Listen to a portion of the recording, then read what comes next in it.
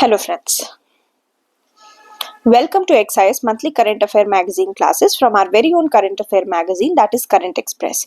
I know this is the February month and it's pretty late but हम कोशिश कर रहे थे कि चीज़ों को कितना कंसाइज कर सके ताकि फरवरी मंथ की सारी चीज़ें कवर हो जाए और आप लोगों को लास्ट मोमेंट में नए इन्फॉर्मेशन से बम्बार्ड ना किया जाए, रादर पुराने इन्फॉर्मेशन से इंटरलिंक किया जाए. But February month is also important क्योंकि यूपीएससी ये ट्रेंड देखा गया यूपीएससी जो है ना 2-3 महीने पहले के भी क्वेश्चंस पूछ लेता है, तो we can not be complacent there. तो इस बार जब मैं आपको पढ़ाऊंगी ना the approach is going to be entirely different. पहली चीज I will be teaching in a fast manner.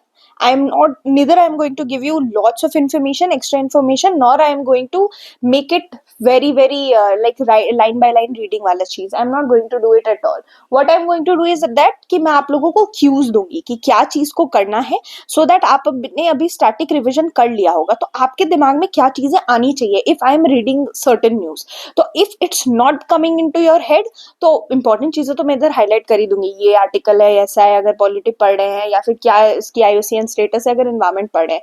But उसके अलावा मैं आपको ये भी बता दूंगी कि आप जब उसको रिवाइज कर रहे होगे तो आपके साथ कौन कौन सी चीजें आपको साथ जो है वो देखनी है. तो ये हमारा अप्रोच होगा. बहुत बातें कर ली मैंने, तो अब सीधा स्टार्ट करती हूँ. सो सबसे पहले पॉलिटी एंड गवर्नेंस से स्टार्ट करते हैं. Now you don't have to go into this keywords and stuff, सीधे सीधे समझते हैं. तो पहला है प्रेसिडेंट रूल. पहली चीज आप कैसे देखोगे, पहले रीसेंट अपडेट देख लोगे सो दैट एग्जाम में क्वेश्चन आते तो एलिमिनेट करना आसान होगा. अब मणिपुर में पोटेंशियल था कि प्रेसिडेंट रूल लग सकता था and now it is there, लग गया है. ठीक है, तो क्या होता है, वहां की जो सीएम है वो रिजाइन कर देते हैं और फिर प्रेसिडेंट रूल आ जाती है. अब we have discussed in details कि क्या है difference between internal emergency, president's rules and financial emergency. तो I am not going there, rather I am going to revise. I am going to read certain things जो आपके दिमाग में वो pin point करेगा कि ये पता होना चाहिए, वो पता होना चाहिए. Now I let you know आपको कैसे पढ़ना है. पहले ये देख लिया, फिर ये देखो कि चलो नाउ यू नो क्या है डेफिनेशन, मत पढ़ो. आर्टिकल्स पे ध्यान दो, प्रीलिम सेंट्रिक बनते हैं. आर्टिकल 356 365 दोनों आ जाना चाहिए दिमाग में, और दोनों डिफरेंट है ये भी आ जाना चाहिए. 356 कब लगता है, वो प्रेसिडेंट रूल तब लगता है जब आपकी कोई स्टेट जो है वो कॉन्स्टिट्यूशनल मशीनरी फेल कर जाए, मतलब कॉन्स्टिट्यूशन में जो चीजें लिखी है वो नहीं कर पा रहा है. एंड देन आर्टिकल 365 तब लगता है जब सेंटर स्टेट की बात नहीं मानता है. It does not follow the centres, state जो है वो सेंटर की बात नहीं मानता है. That is it does not follow the centres directives. Okay, तो ये वाली चीज आपको पता होनी चाहिए. इतना इनफ है, बस आपके दिमाग में 353 365 आ रहा है, प्रेसिडेंट रूल आ रहा है. Now other things that should come to your head जब आप इसको पढ़ रहे होगे तो, कि चलो प्रेसिडेंट रूल जो है उसमें क्या होता है, क्या स्टेट लेजिस्लेचर डिसमिस हो जाता है या नहीं होता है, क्या कितने टाइम के लिए होता है, कितने महीने का नोटिस पीरियड चाहिए होता है, कौन सी मेजोरिटी लगती है, सिंपल मेजोरिटी लगती है, ठीक है, या स्पेशल मेजोरिटी लगती है. और आपके दिमाग में ये आना चाहिए कितने महीने के बाद जो है वो आप इसको वापस से बढ़ा सकते हो. क्या कोई सर्टेन डेट है कि इससे ज्यादा नहीं लग सकती प्रेसिडेंट रूल, या फिर ऐसा है कि बार बार करना पड़ता है, क्या 6 मंथ पे अप्रूवल लेना पड़ता है पार्लियामेंट का, और कौन इसको हटाता है, प्रेसिडेंट हटाता है या फिर नेशनल इमरजेंसी की तरह पूरा एक मोशन पास होता है, क्या सिर्फ लोकसभा की पावर है इसको हटाने की. तो these are the things that should come to your head. If it's not coming to your head, फटाफट लक्ष्मीकांत निकालो या whatever notes you are following उसको निकाल कर रिवाइज कर लो, because this is the right time ना कि आपको जो भी चीजें आती हैं उसी को सॉलिड करना है, हमें नया कुछ नहीं पढ़ना है. सो यहाँ पे भी अगर हम नया पढ़ रहे हैं ना तो इट विल बी ब्रीफ, बस दिमाग में डाल लो. एक जगह भी रहेगा ना दिमाग के बैक ऑफ द हेड में, आराम से एलिमिनेट हो जाएगा question. So let's go into the other thing, obscenity law in India. तो हम सबको पता है कि क्या हुआ था हमारे इंडियाज गॉट लेटेंट के शो में, रणवीर अलाहाबाद या कंट्रोवर्सी, यहाँ पढ़ने की जरूरत नहीं है. You don't need to read this because you know what you need to know the laws in India कि कौन से ऑब्ससेनिटी पे लॉ है. तो पहली चीज यहाँ से आप फटाफट देखोगे कि चलो बीएनएस में भी कुछ मेंशन है सेक्शन 294 में कि ये जो भी ऑब्सीन मटेरियल है उसका सेल, डिस्प्ले और डिस्ट्रीब्यूशन सब क्रिमिनलाइज्ड है, तो जेल जा सकता है कोई भी. Then you have an IT act जो 2000 का था, उसके 67 में भी लिखा हुआ है कि if somebody is publishing online सब ऑब्सीन मटेरियल तो उसको भी 3 years की इम्प्रिजनमेंट है. Then there is also act जो कि 1986 का है, indecent representation of women prohibition. तो अगर कोई भी, अब नाम से ही पता चल रहा है, I do not need to go into detail, आप जानते हो उसको, तो लेट्स मूव ऑन. ऐसे ही करके करना है. तो अब यहाँ पता चल गया किस तरह के ऑप्शंस बनेंगे. Either they will ask you कि क्या ऑब्ससेनिटी को लेके कौन से लॉज है. प्रीलिम्स में यही पूछा जाएगा, nobody is gonna ask you this, nobody is gonna ask you this, everybody is gonna focus on this. ठीक है, तो अब तो आपको पता है क्वेश्चंस चेंज हो गए, only 1 correct, only 2 correct. So this will help you out. Then you have article 101 cross 4। जैसे ये दिमाग में आए तो यू शुड नो कि है क्या। तो देखो, एक कोई इंडिपेंडेंट एमपी था, अमृतपाल सिंह, कहाँ का था, नो नीड टू नो। उसने एक पिटिशन फाइल की है, क्यों? क्योंकि उसको डर है कि उसकी सीट चली जाएगी लोकसभा की, because he has been absent, his absence has been prolong, बहुत टाइम से एब्सेंट है। तो देखो 101 क्लॉज 4 समझ आ गया कि चलो कुछ एब्सेंस से रिलेटेड है। यहाँ पे होता क्या है कि एक एमपी की सीट अगर वो 60 कॉन्जिक्यूटिव सिटिंग्स में एब्सेंट है, यानी कि 2 महीने के लिए without permission, this is the loop hole. Permission के बिना, अगर उसने परमिशन ले ली इट्स ऑल राइट, बट अगर बिना परमिशन के एब्सेंट है तो उसकी सीट वेकेंट हो जाती है। और इसमें किस तरह का प्रोसीजर है, एमपी को रिक्वेस्ट करनी पड़ेगी, ठीक है। उसके बाद एक कमिटी बनेगी, वो कमिटी के मेंबर्स इस रिक्वेस्ट को रिव्यू करेंगे। अगर वो लोग इसको एक्सेप्ट कर लेते हैं तब तो ठीक है, उसकी सीट वेकेंट नहीं होगी। अगर ये परमिशन डिनाई हो जाती है हाउस की तरफ से तो उसकी सीट वेकेंट हो जाएगी। तो यहाँ this is important, this is important, ये 2 चीजों पे ही गेम खेला जाएगा। एंड दिस इज ऑल्सो कि हाँ चलो एक कोई कमिटी भी बनती है। That's it. Then we have delimitation exercise. Time and again we have read about it. ठीक है, तो I'm not going to go into definition and this and that. I'm just gonna go into कि क्या हुआ है। ये थोड़ा update देख लेते हैं। कुछ चीजों में अपडेट देखना जरूरी है, कुछ में नहीं। I'll let you know. जब आप रिवाइज करोगे तो बहुत क्विकली हो जाएगा। यूनियन होम मिनिस्टर ने क्या कहा है कि अब साउथ इंडियन स्टेट्स बहुत डरे हुए थे, we have already talked about it, क्योंकि उनको ना यूजुअली जो डिलिमिटेशन कमीशन होता है, कमेटी बनती है, एक्सरसाइज होता है, वो पॉपुलेशन के बेसिस पे होता है। बट साउथ इंडियन स्टेट्स ने इतना अच्छा काम किया है, उन्होंने अपनी फर्टिलिटी रेट को गिरा दिया है, गिरा दिया नहीं मतलब कंट्रोल कर लिया, it would be the better word. और इस वजह से क्या हुआ, पॉपुलेशन उधर एकदम ही स्टेबल हो गई है। तो उनको डर था कि उनकी सीट्स कम हो जाएगी, तो वही हमारे होम मिनिस्टर ने अश्योर किया ऐसा कुछ नहीं होगा। तो now we know what is delimitation exercise, right.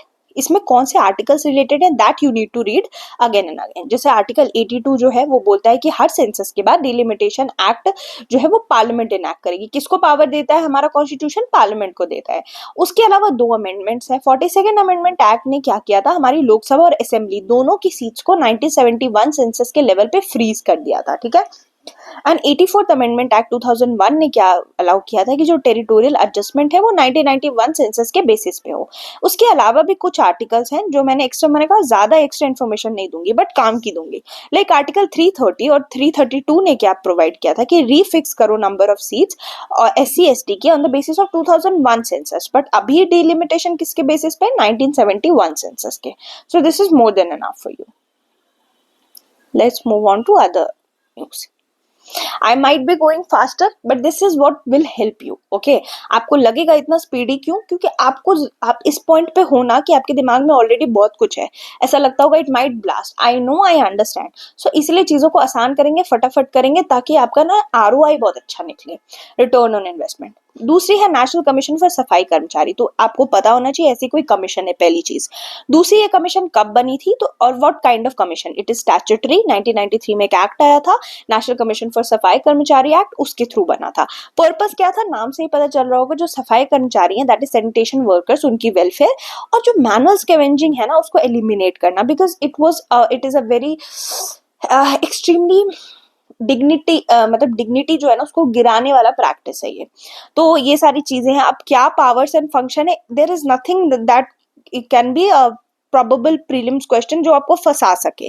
So this is what you can read it by own. बस एक बार ऐसे रीड कर लेना पावर एंड फंक्शंस। बस ध्यान ये रखना कि इन्वेस्टिगेट भी कर सकते हैं ये कंप्लेंट को। तो investigation it becomes a huge power, इतना पावर नहीं मिलती किसी कमेटी को, but here it can investigate, recommend और स्टैंडर्ड्स तो सभी देते हैं।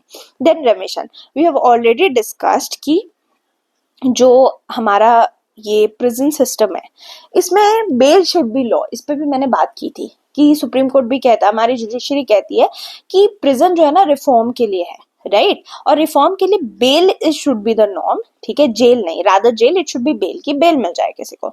तो सुप्रीम कोर्ट ने क्या डायरेक्ट किया स्टेट्स को कि वो प्री मैच्योर रिलीज कर दे एलिजिबल प्रिजनर्स का बिना एप्लीकेशन के, ठीक है। तो उनको क्या मिल जाएगा, रेमिशन मिल जाएगा। क्या बोला है, रेमिशन का क्या मतलब होता है, हमने अलग अलग तरह के पार्डनिंग पावर्स जब देखे थे तो हमने देखा था there is reprieve, there is remission, there is commutation, there is pardon, अलग अलग चीजें हैं, है ना। तो उसमें रेमिशन का मतलब क्या होता है, अगर किसी कन्विक्ट का सेंटेंस आप कम कर दो, ठीक है, मान लो 10 साल का उसको 5 साल कर दो, लेकिन उसकी कन्विक्शन को मत हटाओ, मतलब अभी भी वो उसी सजा को काट रहा है जिसके वो उसने क्राइम करी है, बट थोड़ा सा कम कर दिया हमने पीरियड, दैट इज कॉल्ड रेमिशन। तो पहले क्या होता था ना, एप्लीकेशन वगैरह लगती थी, बट अब ऐसा कोई एप्लीकेशन नहीं लगेगा, prisoners can get the they can get released. अब लॉज कौन कौन सी है, नाउ दिस बिकम्स इम्पोर्टेंट। पहली चीज सीआरपीसी और बीएनएसएस दोनों के अंदर प्रोविजंस है, बीएनएस के 473 सेक्शन और सीआरपीसी के 432 सेक्शन के अंदर, कि ये एम्पावर करता है स्टेट को रेमिशन ग्रांट करने के लिए, यानी किसके पास पावर है रेमिशन की, स्टेट के।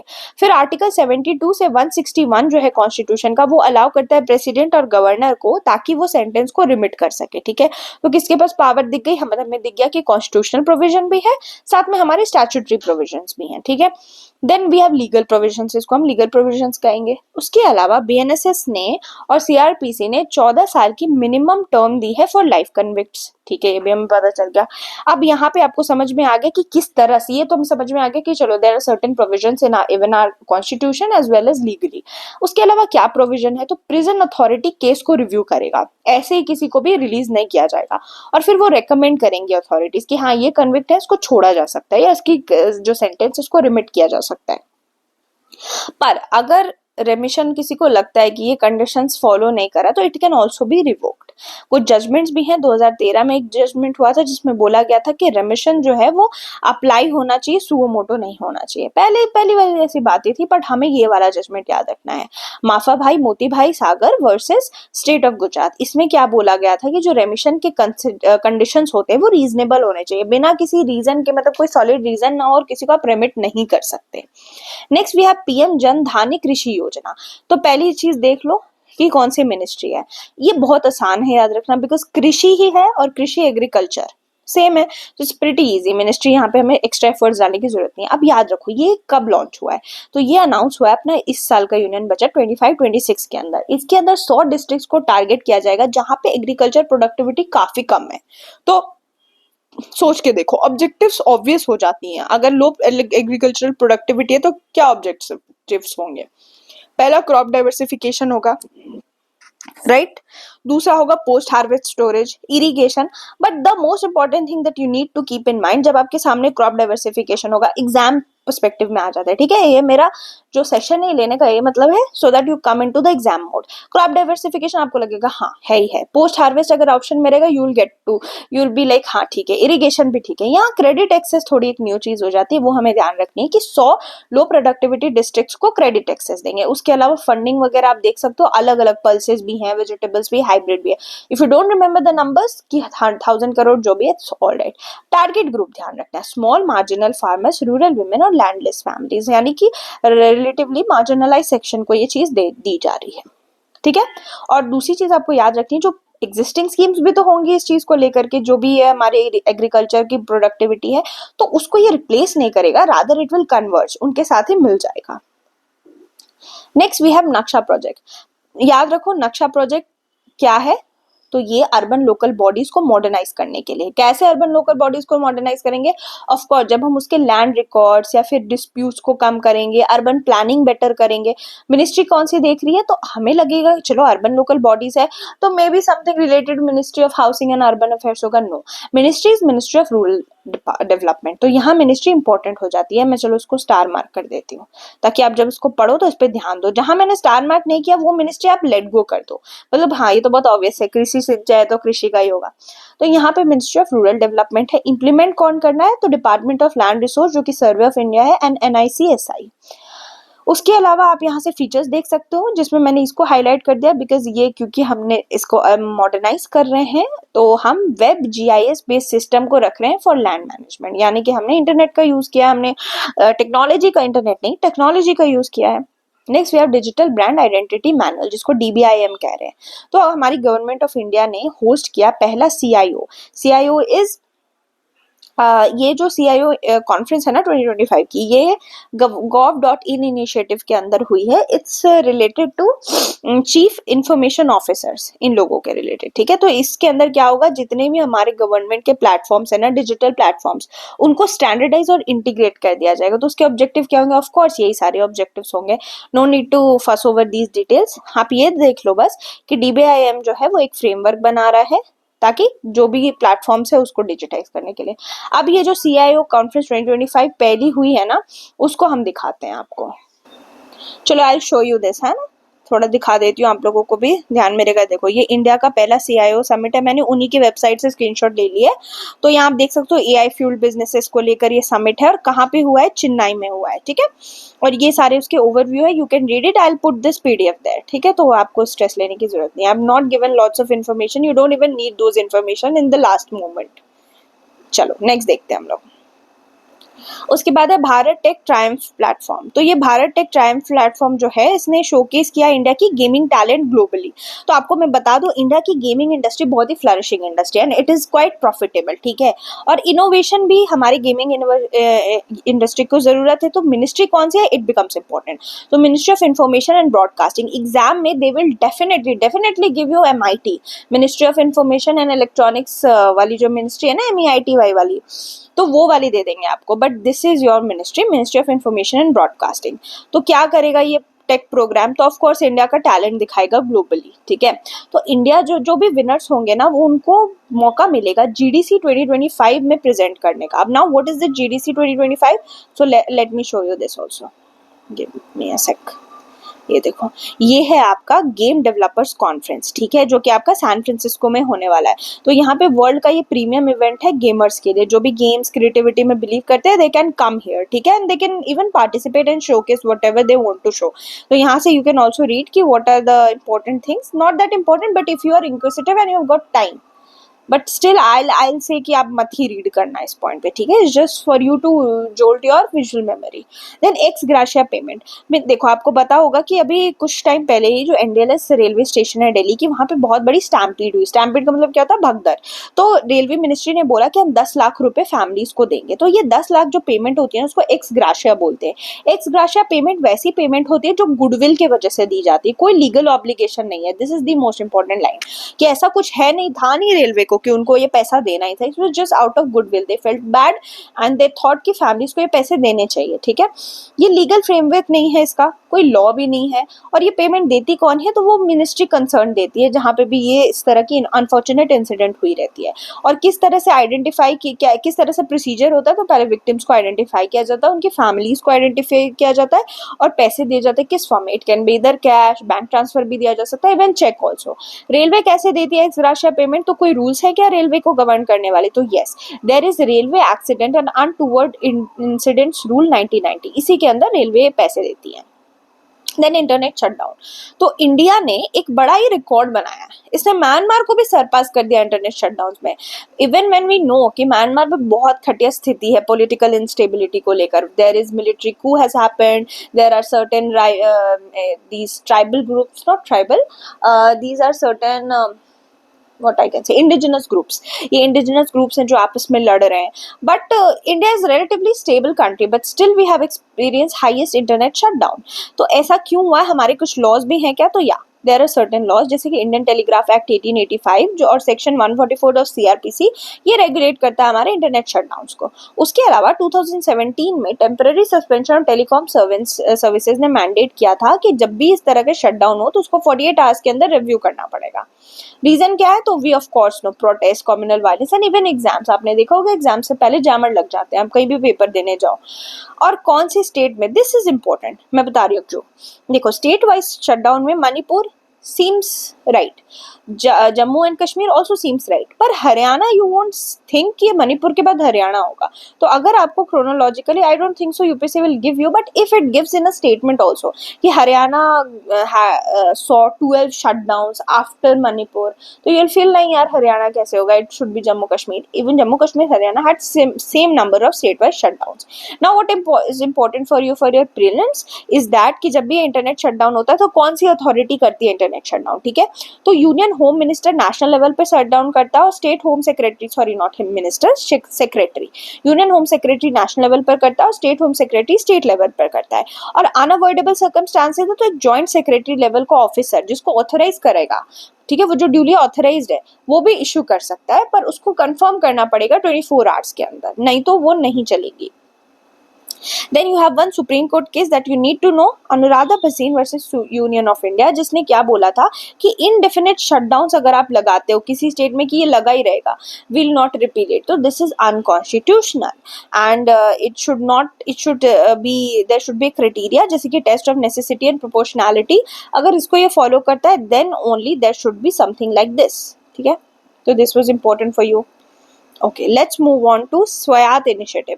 तो ये बेसिकली एक इनिशिएटिव है स्वायत्त, तो इसकी फुल फॉर्म अगर पता हो तो startup women youth advantage through E transactions. Basically ministry of commerce और इंडस्ट्री ने क्या बोला है कि ये जो है मिनिस्ट्री, ध्यान रख लो, ठीक है, ये मिनिस्ट्री क्या करेगी, विमेन और एंटरप्रेन्योर्स जो हैं उन लोगों की हेल्प करेगी पब्लिक प्रोक्योरमेंट में। ये प्लेटफॉर्म गवर्नमेंट की ई मार्केट प्लेस जिसको जीईएम बोलते हैं उसके साथ इंटीग्रेटेड होगा और ये पब्लिक प्रोक्योरमेंट करवाएगा। इसमें क्या होगा, विमेन्स के लिए डेडिकेटेड स्टोर फ्रंट होगा, स्टार्टअप्स के लिए भी, तो उनके लिए ईजी रहेगा। Plus memorandum of understanding FICCI के साथ भी किया हुआ है इन लोगों ने, सो दैट 95 जितनी भी विमेन एंटरप्रेन्योर्स हैं उनको एम्पावरमेंट मिल सके। तो basically women entrepreneur youth in सब को लेकर के है ये, ठीक है, स्वायत्त। और मिनिस्ट्री बस ध्यान में रखना, okay, when you are reading. Next we have one nation one port initiative. तो ये किस चीज के नाम से ही पता चल रहा होगा, so that we can standardise and streamline port operations. Ministry very obvious, इसलिए हाईलाइट नहीं किया। ऑब्जेक्टिव, तो ऑब्जेक्टिव बहुत ही ऑब्वियस है कि हम चाह रहे हैं कि ग्लोबल ट्रेड कॉम्पिटिटिवनेस को इम्प्रूव करें और अपनी इनएफिशिएंसीज को कम करें और पोर्ट्स को बेटर करें। तो ये कुछ फीचर्स होंगे, आप इसको रीड कर लेना, not that important and very obvious, ठीक है। आप ये जब देख लेना, गति शक्ति और नेशनल लॉजिस्टिक्स को ये सपोर्ट कर रहा है, ऐसा नहीं कि कोई आइसोलेशन या साइलोज में बना ये स्कीम, नहीं, उनको सपोर्ट ही करेगा ये। Next we have mediation as solution to judicial backlog. तो मीडिएशन, इसके बारे में हमने बहुत, मैं जब आपको एडीआर पढ़ा रही थी तो मैंने काफी टाइम लेकर आपको 5 तरह के एडीआर बताए थे via chart, mediation, arbitration and other things. तो वैसे ही मीडिएशन जो है एक बहुत अच्छा सोल्यूशन बनते जा रहा है, क्योंकि इंडिया में जो जुडिशियल बैकलॉग है उसको कम करने के लिए। दिस इज योर डेटा, जिसमें आप देख सकते हो कि लोअर कोर्ट्स में 5 करोड़ की उतनी केसेस पेंडिंग है। It's a very grim situation. Causes क्या है, वी ऑलरेडी नो, जब भी मेंस में आता है तो यू राइट इट, तो I am not going to read it, ठीक है, you know it already. Mediation also you know कि अल्टरनेट डिस्प्यूट रेजोल्यूशन है जो कि कोर्ट के बर्डन को कम करता है और क्विकली डिस्प्यूट को रेजोल्यूशन करवाता है। Next we have national education policy and Samagra Shiksha Abhiyan. तो आपको बता दूं, Tamil Nadu is against this national education policy. By, because उसको लगता है ना कि जो ये 3 लैंग्वेज पॉलिसी है वो उसको पसंद नहीं तमिलनाडु को, बिकॉज तमिलनाडु वांट्स कि हम क्यों भाई इंग्लिश और हिंदी पढ़े, हम क्यों हिंदी पढ़े, we don't want to, we have our own language that is Tamil and we can read English, मतलब होते हैं ना कि worse come worse we'll read English but we don't want Hindi, है ना। तो they have this notion, but I don't know, it's up to you whether you support it or not, it's totally personal, but yeah, this was your issue जो तमिलनाडु के साथ हो रहा था। तो इन्होंने 3 लैंग्वेज पॉलिसी के लिए डिसएग्रीमेंट दिखा दी। तो इससे क्या होता है ना, स्टेट को जो पैसे मिलने वाले होते हैं समग्र शिक्षा अभियान से वो नहीं मिलते हैं, ठीक है, because one has to approve this. अब नेशनल एजुकेशन पॉलिसी जो है हमारी 1986 की पॉलिसी को रिप्लेस करके 2020 में हमारे क्वालिटी एजुकेशन को बढ़ाने के लिए लाई गई थी। इसमें क्या चीजें थी कि हम वोकेशनल इंटीग्रेशन करना चाहते थे। वोकेशन का क्या मतलब होता है कि सिर्फ पढ़े नहीं, okay, we read so that we are able to be job ready, ठीक है, हमें स्किल्स मिल जाए ताकि हम जॉब कर सकें। Then we have multilingual learning, foundational literacy and quality education, ये सारी चीजें इसने रिप्लेस किया था 1986 की पॉलिसी को। And the most important thing is that, तो हमारा 10+2 का पहले सिस्टम होता था, पर एनईपी के अंदर 5+3+3+4 स्ट्रक्चर आ गया था। तो चलो इसके बारे में बात करते हैं, बिकॉज इन सब के बारे में रीड करना, this controversy is not important, ठीक है, what's important we'll discuss now. कि देखो ये 5:3:3:4 का मतलब 5+3+3+4 का क्या सीन है। तो पहले 5 साल जब बच्चा प्री स्कूल से 1 से 2 क्लास तक रहता है तो उसकी स्टेज को फाउंडेशन स्टेज बोलते हैं, और उस टाइम हम प्ले बेस्ड लर्निंग कराएंगे। प्रिपरेटरी स्टेज होती है बाकी की 3 साल, जो कि 3 से 5 साल का बच्चा होता है, तो उसको हम लोग फॉर्मल लर्निंग मेथोडोलॉजी से इंट्रोड्यूस कराते हैं। फिर आता है 6 से 8 क्लास, ये मिडिल स्टेज होता है, ये भी 3 ईयर्स का होता है। इसमें बच्चे को मल्टी डिसिप्लिनरी लर्निंग करानी है और एक्सपीरियंसेस देनी, एक्सपीरियंशियल लर्निंग करानी है। एंड देन सेकेंडरी स्टेज जो 4 साल का होगा, जो 9 से 12 द सीरियस ग्रेड, इसमें फ्लेक्सिबिलिटी दी जाएंगी। पहले क्या होती थी, you can read certain subjects only, अब आपके ऊपर है, if you want to read science along with history, why not, definitely one should be able to do that, but पहले ऐसा नहीं था, तो फ्लेक्सिबिलिटी की बात है। And this is the 5+3+3+4 model. और ये समग्र शिक्षा फंड जो है ना, वो आपके यूनियन बजट 18-19 में आया था ये स्कीम। ये बेसिकली प्री नर्सरी से क्लास 12th के लिए था, ये सेंट्रली स्पॉन्सर्ड स्कीम था। तो इसी फंड की बात की जा रही है कि they will miss out, Tamil Nadu will. Okay, next we have draft UGC regulation. तो देखो आपको मैं बता दूं कि यूजीसी यूनिवर्सिटी ग्रांट कमीशन जो होती है, उसके अंदर क्या था, वाइस चांसलर वगैरह के सिलेक्शन के क्राइटेरिया को लेकर 6 स्टेट्स ने बोला है कि हम ये यूजीसी रेगुलेशन को विड्रॉ कर रहे हैं, हमें फेडरल ऑटोनॉमी का डर है कि खत्म हो जाएगा हमारा, क्योंकि स्टेट और सेंटर के जो रिलेशंस होते हैं that is called federal relation. हमारा कंट्री तो फेडरल है, ठीक है, क्वाजी फेडरल, इफ यू से it's not completely federal but it's quasi federal. तो हमारे क्या की प्रोविजंस हैं कि देखो, सेंट्रल सिलेक्शन जो वाइस चांसलर का होता है, या चाहे मैंडेटरी एंट्रेंस एग्जाम, ये सब यूजीसी रेगुलेशंस देखती हैं। तो वाइस चांसलर का जो टेन्योर है ना, it was propose to increase from 3 to 5 years, but वही है कि people are not agreeing on this. Then we have your second All India State Water Ministry Conference। तो ये हुआ है, you should know the theme, that is a water secure nation and initiatives। देखो यहाँ पे क्या चीजें हैं, माइक्रो इरिगेशन टेक्निक के बारे में बात की गई है कि किस तरह से, देखो अगर वाटर मिनिस्टर्स कॉन्फ्रेंस है तो ऑफ कोर्स किस चीज के लिए होगा, वाटर मैनेजमेंट एफिशिएंसीज के लिए। तो क्या अडॉप्ट करने की बात की जा रही है, micro irrigation. Do you know what micro irrigation is? ये बहुत ही एफिशिएंट इरिगेशन सिस्टम होता है।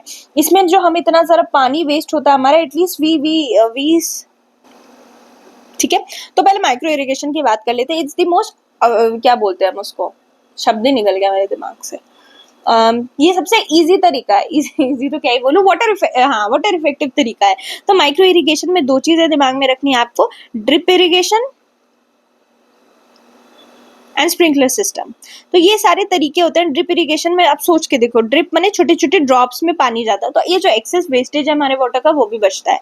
एंड स्प्रिंकलर सिस्टम में क्या होता है, इस तरह का स्प्रिंकल होता है, वैसे से पानी को बाहर दे रहा होता है। तो these are certain things that you need to do. वैसे प्रेशराइज्ड इरिगेशन नेटवर्क्स, ये नेटवर्क्स प्रेशराइज्ड होंगे तो ये भी आपको एफिशिएंटली पानी देंगे। And then evapotranspiration based performance, यहाँ 2 टर्म है, इवेपोरेशन एंड ट्रांसपिरेशन। इवेपोरेशन का मतलब होता है जब आपको हीट की वजह से आपका जो वाटर है that is in liquid form, वो हीट की वजह से क्या हो जाए, गैस में चेंज हो जाए, तो जो प्रोसेस होती है वो इवेपोरेशन होती है, ठीक है।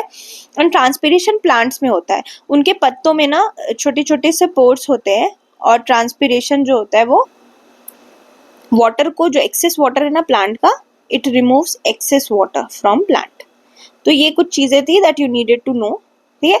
चलो नेक्स्ट देखते हैं, 22nd फाउंडेशन ऑफ एनसीएसटी। तो यहाँ पे you just need to know one thing, that कि हाँ, जो national commission for scheduled tribe कब बना है, 2004 में बना है। It's a constitutional body, because constitution में अमेंडमेंट करके बना था। And it does these function, जहाँ पे the most important function is that ये लैंड ओनरशिप राइट को ओवरसी करता है, under which act, forest rights act 2006। Then देखो आपको ये चीज पता ही होगी, पहले तो ये जान लो कि Gyanesh Kumar is our new chief election commissioner. Chief election commissioner को पहले कैसे सेलेक्ट किया जाता था, तो there was this committee, selection committee, जिसमें प्राइम मिनिस्टर होते थे, हमारे सीजेआई होते थे, and then we had some one more, most probably it was cabinet minister only, one minister was there. तो क्या हुआ ना कि ये चीज क्या बोली गई कि इफ गवर्नमेंट वांट्स कि गवर्नमेंट, सेंट्रल गवर्नमेंट फील्स की ज़रूरत नहीं है सीजेआई की, तो they can make a law and they can make new selection committee requirement, ठीक है। तो अब जो हमारे सिलेक्शन कमिटी है उसमें पीएम, लीडर ऑफ ऑपोजिशन और कैबिनेट मिनिस्टर है। CJI is not there any more, पहली चीज याद रख लो, सीजेआई नहीं है, क्योंकि इनको क्या लग रहा था ना कि अगर हम कोलिजियम में इंटरफेयर नहीं करते हैं तो वाई शुड एग्जीक्यूटिव में जुडिशरी इंटरफेयर करे, राइट। तो इसीलिए अब सीजेआई हट चुके हैं। तो ये वाले नए सिलेक्शन कमेटी के अंदर ये बने ज्ञानेश कुमार, और इस सिलेक्शन कमेटी के अंदर तो ये सिलेक्ट करेंगे, बट भेजेगा कौन इनको, वो मेंबर्स जो सिलेक्ट होने हैं, तो उनको सर्च कमेटी भेजेगी जो एक शॉर्टलिस्टेड कैंडिडेट्स का नाम भेजेगी, राइट। तो इतना पता होना चाहिए था। देन मॉब लिंचिंग, आपने सुना ही होगा मॉब लिंचिंग क्या होती है, जब कलेक्टिवली जो पॉपुलेशन है वो कानून हाथ में ले ले, राइट, वो अपने लीगल प्रोसीजर्स को हाथ में ले ले और कलेक्टिवली वायलेंस करे, ठीक है, तो उसको मॉब लिंचिंग बोलते हैं। अब देखो मॉब लिंचिंग अक्सर जो है ना क्यों होता है, किसी रूमर की वजह से या मोरल विजिलेंटिज्म, जैसे काउ विजिलेंटीज आपने सुना होगा, ये लोग क्या बोलते हैं, गौ रक्षा के नाम पे दे डू वायलेंस, ठीक है। इफ यू आर अ रक्षक, अपने नाम के ऊपर रक्षक लगाया, then you should not resort to violence side such sort of things. तो ये जो है ना, this is one of the example of your mob lynching, ठीक है। तो ये सारी चीजों के बारे में सुप्रीम कोर्ट ने एक तहसील पूनावाला गाइडलाइन को अपहेल्ड किया है मॉब लिंचिंग पे, और रिफ्यूज किया है to issue nation wide directive. मतलब सुप्रीम कोर्ट को क्या बोला गया था कि आप नेशन वाइड डायरेक्टिव दे दो कि मॉब लिंचिंग नहीं होनी चाहिए इस तरह का, बट इन्होंने बोला कि आप तहसील पूनावाला गाइडलाइंस देख लो, but we are not going to give any sort of directives, हमारा काम नहीं है ये, विच इज राइट। कुछ चीजें ना एग्जीक्यूटिव और लेजिस्लेचर की होती है, जुडिशरी शुड नॉट इंटरवीन। तो आपको ध्यान में रखना है तहसील पूनावाला गाइडलाइन किससे रिलेटेड है, मॉब लिंचिंग से। नेक्स्ट वी हैव पीएम युवा स्कीम, युवा 2.0, नॉट स्कीम, पीएम युवा 2.0, क्योंकि युवा स्कीम इज डिफरेंट। तो ये युवा किस चीज के लिए, तो जो नए यंग राइटर्स है ना उनको एंगेज करवाना, ताकि वो जो है ना अपने कल्चर और हमारे कल्चरल हेरिटेज को प्रिजर्व करे अपनी राइटिंग्स के थ्रू, ठीक है। तो इसमें यंग ऑथर्स को मेंटरशिप दी जाएगी ताकि उनका जो इंटेलेक्चुअल डिस्कोर्स है उसको इन्हांस किया जा सके। सिंपली वही है, बस इतना भी पता है ना कि युवा के अंदर क्या है, राइटर्स से रिलेटेड है, कल्चर से रिलेटेड है, यंग लोगों से, तो you are good to go, ठीक है। युवा देख के अगर आपको पता नहीं है एग्जाम में, तो you might tick the wrong option. Then freebies, we already know about freebies, we are not gonna go into the details, बस मैंने आपके लिए हाईलाइट कर दिया है केसेस, ठीक है। तो जैसे सुब्रमण्यम बालाजी केस जो है, उसमें उन्होंने कहा था कि फ्रीबीज का डिस्ट्रीब्यूशन डीपीएसपी से रिलेटेड है। Of course it is, but how much is too much, वो वाली बात आ जाती है। तो we already know about freebies, we are not going to go into details because this is not going to be important, rather you should go into this case law, नाम पता होना चाहिए ताकि आप एग्जाम में हाईलाइट कर सको। Then we have status of devolution of panchayat and state। तो हमारी आपको यहाँ बस ये याद रखना है, ये जो रिपोर्ट है ना status of devolution of panchayat in states, इसको किसने रिलीज किया है, तो मिनिस्ट्री ऑफ पंचायती राज ने किया है। इसके अंदर ये लोग रैंकिंग कर रहे हैं, और इनके हिसाब से जो टॉप परफॉर्मिंग स्टेट है, जो अपना अच्छा खासा पैसा लोकल बॉडीज को देती है पंचायत की राज को, वो है Karnataka, Kerala and Tamil Nadu, all South Indian states. So South Indian states are doing better in these kind of things, जो गवर्नेंस रिलेटेड चीज है। And the weak performing not state, rather UTs are Dadra and Nagar Haveli, Puducherry and Ladakh, ये अच्छा नहीं परफॉर्म कर रहे हैं। तो 2 things you needed to know. Now we have proxy representation in Panchayati Raj. इसको ना सरपंच पति ये टर्म भी दिया गया है, मतलब it's relatively same term, sarpanch और पंचपति, ठीक है। ये जो सरपंच पति या पंचपति का स्कीम है, इसमें क्या होता है कि विमेन भले ही जीत जाती है, बट अल्टीमेटली देखता हस्बैंड ही है। तो वही है, मेल रिलेटिव जब कंट्रोल करते हैं इलेक्टेड विमेन की पोजीशन को, उनकी लीडरशिप को अंडरमाइन करने के लिए, this is called proxy representation, क्योंकि प्रॉक्सी में है कोई, उनकी जगह है। तो रिफॉर्म्स की जरूरत है, दीज आर सर्टेन रिफॉर्म्स, जिसमें बोला क्या जा रहा है, पेनल्टी दो, ठीक है। केरला में एक स्टाइल चलता है जिसमें जेंडर एक्सक्लूसिव कोटाज होते हैं, मतलब एक ही फीमेल ही आ सकती है, उनको ही ये कोटा मिलेगा। Then we can use technical solutions as well, committees बनाओ, हेल्पलाइन बनाओ। तो दीज आर सर्टेन रिफॉर्म्स। ऐसे तो it's not important for your prelims, but one should know, है ना। या what if it comes into one of the options, तो easy elimination होगा। देन गवर्नमेंट डीरेगुलेशन कमीशन बना रही है, टर्म याद रखो, डीरेगुलेशन। क्या डीरेगुलेट करेगी, तो ब्यूरोक्रेटिकल हर्डल्स और ease of doing business promote करेगी। डीरेगुलेशन का मतलब क्या होता है कि गवर्नमेंट की ओवरसाइट को कम करना। यूएस यूके में पहले ही हो चुका है, सो दैट गवर्नमेंट ना ज्यादा घुसे ना किसी इंडस्ट्री के अंदर। अगर ज्यादा आप रेगुलेट करोगे, ओवर रेगुलेट करोगे, तो ऑफ कोर्स वो अट्रैक्टिव नहीं रहेगा। तो दिस इज योर, इसके से रिलेटेड एक जन विश्वास बिल भी आई थी। ये जन विश्वास बिल जो है वो डीक्रिमिनलाइज कर गई बहुत सारे ऐसे प्रोविजंस को, जिसमें पहले क्या होता था ना, कोई भी बिजनेस किसी भी चीज को फॉल्टर करता था, उनको जेल हो जाती थी। बट जन विश्वास बिल के अंदर इस चीजें हटा दी गई है, to make it more attractive, make India more attractive. Then वक्फ बिल, ये पहले बिल था, now it has been approved. वक्फ प्रॉपर्टी होती क्या है, तो वो ऐसी प्रॉपर्टी होती है जो एक्सक्लूसिवली रिलीजियस या चैरिटेबल पर्पसेस के लिए होती है, और इसको वक्फ बोर्ड मैनेज करता है। इंडिया में सबसे ज्यादा वक्फ प्रॉपर्टी है, मुस्लिम कम्युनिटीज की होती है ये प्रॉपर्टी, और इसको ना जो वक्फ बोर्ड के मेंबर्स होते हैं वही कंट्रोल करते हैं, ठीक है। This is just for your religious purpose का land, nobody can claim that land। अब प्रॉब्लम क्या है ना, इस वाले बिल के अंदर they are saying that they will include Muslim women and OBCs as well, but non Muslim womens members को भी लाने की बात करें, that is the contentious point. At the same time tribunal दिया गया है ताकि वो अपील कर सके with in 90 days, and technology को यूज किया जाएगा सो दैट बेटर मैनेज हो सके Waqf properties. So this is all you need to know. Constitutional morality we already know, we are not going into this. Then 100 day parliamentary sitting. देखो, एक private member bill आती है हमारे, parliament में। इस bill के अंदर क्या बोला जाता है कि ऐसा मैंडेट कर दो कि कम से कम 100 पार्लियामेंट्री सिटिंग तो हो पर ईयर। ठीक है, इससे क्या होगा, पार्लियामेंट्री सिटिंग से अब जो हमारी एक अकाउंटेबिलिटी होती है लेजिस्लेचर्स की, अगर वो आकर बैठेंगे ही नहीं, बात ही नहीं करेंगे, तो वो अकाउंटेबल कैसे होंगे।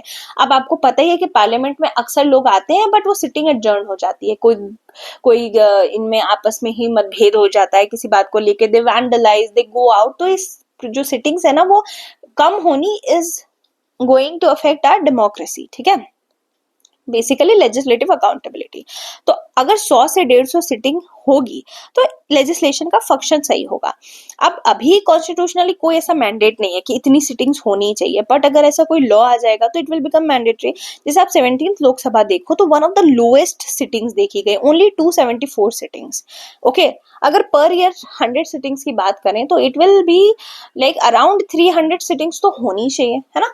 तो मतलब ऐसा 300-400 सिटिंग्स होना चाहिए, but we saw that it was only around 274। Globally देखो तो यूके में, यूएस में, कनाडा में ज्यादा सिटिंग्स होती हैं, पर इंडिया में कम सिटिंग्स होती हैं। Then we have Delhi assembly.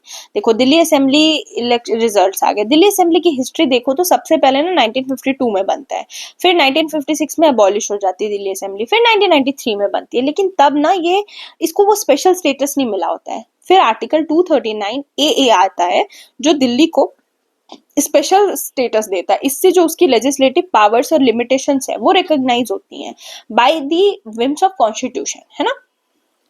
फिर पॉलिटिक्स देखो, सुप्रीम कोर्ट ने क्या बोला कि एक लाइफ टाइम बैन लगाना on convicted individual from contesting election. मतलब सुप्रीम कोर्ट के पास एक पिटिशन आई थी जिसमें उन्होंने क्या बोला था कि अगर कोई कन्विक्टेड इंडिविजुअल है, उसने बहुत हीनियस क्राइम कर दिया, तो यूजुअली क्या होता है आरपीआई एक्ट 1951 के अंदर अगर किसी बंदे ने कोई क्राइम किया है, ठीक है, उसको 2 साल से ज्यादा की जेल मिल गई उस क्राइम की वजह से, तो उसको 6 साल के लिए इलेक्शन नहीं लड़ने दिया जाता है। But what this petition was कि उनको लाइफ टाइम बैन कर दो, that person is a criminal, why that person should become a political leader. वैसे ही सेक्शन 8 क्लॉज 1 के अंदर क्या बोला जाता है कि अगर किसी ने कोई हीनियस क्राइम किया जैसे कि रेप, करप्शन, यूएपी ऑफेंसेस, तो उसको भी बार कर दिया जाता है। सिमिलरली सेक्शन 65 क्लॉज 2 के 62 क्लॉज 5 के अंदर बैन किया जाता है इम्प्रिजन्ड इंडिविजुअल को फ्रॉम वोटिंग। मतलब कोई जेल में तो वोट नहीं कर सकता, पर अंडर ट्रायल वोट्स कर सकते हैं, वोट दे सकते हैं। इवन आपका जो प्रिवेंटिव डिटेंशन में बंदा होता है वो भी वोट दे सकता है। Then we have ragging. आपको रैगिंग पता ही होगा होता क्या है, सीनियर जो है वो जूनियर स्टूडेंट्स को फिजिकली, मेंटली, साइकोलॉजिकली अब्यूज करते हैं, दैट इज कॉल्ड रैगिंग। तो अभी एक यूजीसी के जो चेयरमैन उन्होंने हाईलाइट किया कि रैगिंग के केसेस बढ़ गए हैं, वो भी 208% इंक्रीज, बहुत हाई इंक्रीज है। तो रैगिंग को रोकने के लिए क्या कोई लीगल फ्रेमवर्क है? One should just think like this. हाँ है, यूजीसी रेगुलेशन 2009 ने आईपीसी सेक्शन 325, 506 और 509 एंड आईटी एक्ट के अंदर भी पीनलाइज किया है। मतलब if somebody is found involved in ragging, that person will get jail time, नहीं तो पेनल्टी तो है ही है। Then marital rape। अब देखो marital rape is something that is not recognized in India, ठीक है। What is marital rape? We all know, non-consensual sex by her husband with his wife। तो अब वही बात है ना कि इंडिया में मैरिटल रेप को नहीं लेजिटिमाइज करा गया है, बट इसको लीगल स्टेटस दूसरी कंट्रीज में मिली हुई है, जैसे UK, USA, France and Nepal also. तो ये थोड़ी कंट्रीज के नाम ध्यान में रखो किसको किस में, बिकॉज नेपाल हमारा नेबर है, तो वन शुड नो कि हाँ चलो नेपाल में इट्स रिकॉग्नाइज कि क्रिमिनलाइज करा गया है मैरिटल रेप को। Then limits to right to access to justice. तो आपको पता होगा आर्टिकल 21 हमें गारंटी देता है कि we can go and ask for justice. ये फंडामेंटल राइट है, बट ये एब्सोल्यूट नहीं है। सुप्रीम कोर्ट ने अभी एक पिटिशनर आया था, उसने बहुत ही कभी कभी ये लोग कोर्ट का टाइम वेस्ट करने के लिए कुछ भी पिटिशन डाल देते फालतू के, तो सुप्रीम कोर्ट ने बोला कि आप मिसयूज कर रहे हो इस जुडिशियल रिसोर्स का, आप फोरम शॉपिंग कर रहे हो। तो अब ये forum shopping term is a new term, one should no. जब लिटिगेंट डिलिबरेटली आए कोर्ट में ये बिलीव करते हुए, मान लो उसको लगता है कि इसका ये बात सुप्रीम कोर्ट सुन सकती है, जबकि उसको पता है हाई कोर्ट में भी वो जा सकता था, उसको पता है वो लोअर कोर्ट में भी जा सकता है, पर वो जाता है सुप्रीम कोर्ट में। तो यहाँ पे वो शॉपिंग कर रहा है, अरे सुप्रीम कोर्ट में ये बात ज्यादा अच्छे से सुन सकती है या हाई कोर्ट में ये बात ज्यादा सुन, तो इट्स नॉट अ शॉपिंग ना, तो this is known as forum shopping. Then we know कि पहले भी कुछ जुडिशियल रूलिंग्स आई हैं, जैसे अनीता कुशवाहा वर्सेस पुष्पा सदन केस 2016 में सुप्रीम कोर्ट ने कहा था कि एक्सेस टू जस्टिस हमारा आर्टिकल 21 और 14 के अंदर दिया हुआ है। तो यू शुड नो कि हाँ these articles are related to right to justice. Then Shankari Prasad case, we already know, जब भी हम फर्स्ट अमेंडमेंट की बात करते हैं we talk about Shankari Prasad Singh Deo versus union of India. 1951 की ये केस थी, ये बहुत पिवटल था इंडिया में क्योंकि इसने first time first amendment act को चैलेंज किया था। इसी के अंदर 9 शेड्यूल जो है वो इंट्रोड्यूस हुआ था, जिसको जो लैंड रिफॉर्म लॉस के लिए था। And first schedule is something that you need to read by yourself. आपको ना जब भी आप पढ़ रहे हो तो एक बार इसके साथ साथ ना अपना फर्स्ट शेड्यूल निकाल लेना लक्ष्मीकांत से, and then read everything about it and whatever source you are following. Then bills on parliamentary sitting and POCSO act, तो प्राइवेट मेंबर बिल जो है वो इंट्रोड्यूस हुआ था in Rajya Sabha to mandate minimum parliamentary sittings और amend the POCSO act, तो वो हमने अभी ऑलरेडी देख ही लिया है पार्लियामेंट्री सिटिंग वाली चीज। Then we have PM Jan Arogya Yojana, तो अभी लैंडसेट की एक रिपोर्ट आई जिसमें उन्होंने बोला कि इंडिया में जो कैंसर ट्रीटमेंट उसमें 90% इंप्रूवमेंट देखा गया। क्यों? क्योंकि लोगों को टाइमली कैंसर ट्रीटमेंट मिल रहा है आत्मनिर्भर भारत जन आरोग्य योजना के अंदर। अब ये जन आरोग्य योजना हेल्थ से रिलेटेड है, तो इसमें क्या है ना, जितने कैंसर स्पेशली रिप्रोडक्टिव, ब्रेस्ट और ब्लड कैंसर, इसको लेकर टाइमली ट्रीटमेंट मिल रही है इंडियंस को, तो it is coming out as a successful thing. Demographically भी देखे तो चैलेंजेस लेकिन क्या है जन आरोग्य योजना की, तो रेडियोथेरेपी मशीन्स की शॉर्टेज है और आउट ऑफ पॉकेट एक्सपेंसेस बहुत ज्यादा लगते हैं लोगों के, some people can not afford it. Then empowering minority community, तो मिनिस्ट्री ऑफ माइनॉरिटी अफेयर्स ने बहुत सारी स्कीम्स हाईलाइट की हैं जो माइनॉरिटी कम्युनिटी को एम्पावर करती है। तो these are the schemes that you can read by yourself, इसलिए मैंने हाईलाइट नहीं किया। जैसे हज पिलग्रिमेज है, हज लोगों को, लो इनकम लोगों को हज पहुंचाने के लिए, जियो पारसी स्कीम्स है, पारसी पॉपुलेशन डिक्लाइन हो रही है उसको रिवर्स करने के लिए।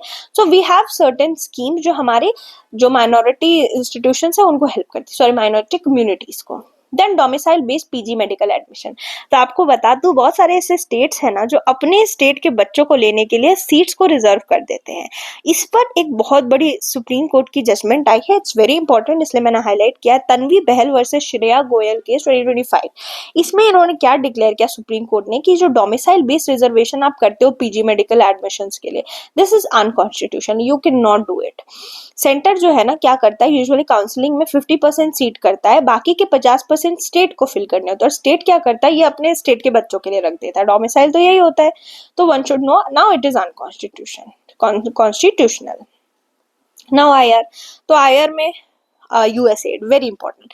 यूएसएड एक ऑर्गेनाइजेशन है ना जो कि यूएस की अपनी इंडिपेंडेंट एजेंसी है। एआईडी मतलब हेल्प करता है, एड करता है यूएस, ठीक है। इसमें यूएस जो है अपने जो उसके देश का पैसा है, ठीक है, उसको सिविलियन और फॉरेन एड में देता है, डेवलपमेंट असिस्टेंस में। तो इससे क्या रोल हाईलाइट होता है यूएस का, यूएस का एज अ वर्ल्ड पावर। जब भी कोई कंट्री, स्पेशली सब सहारन कंट्रीज हैं या लो इनकम कंट्रीज हैं, उनको किसी भी तरह के इश्यूज आते हैं तो यूएस उसको हेल्प करता है डेवलपमेंटली और फॉरेन एड भी देता है। ये स्टार्ट हुआ था 1961 में, जब जो उस टाइम के प्रेसिडेंट जॉन एफ कैनेडी ने एक एग्जीक्यूटिव ऑर्डर दिया था और यूएस एड की स्थापना करी थी। अब जब से ट्रंप वापस आए हैं, he has stopped US aid programs in many countries because he thinks कि हम अपना पैसा क्यों दे तुम लोगों को, ठीक है। So Trump is how I feel about Trump is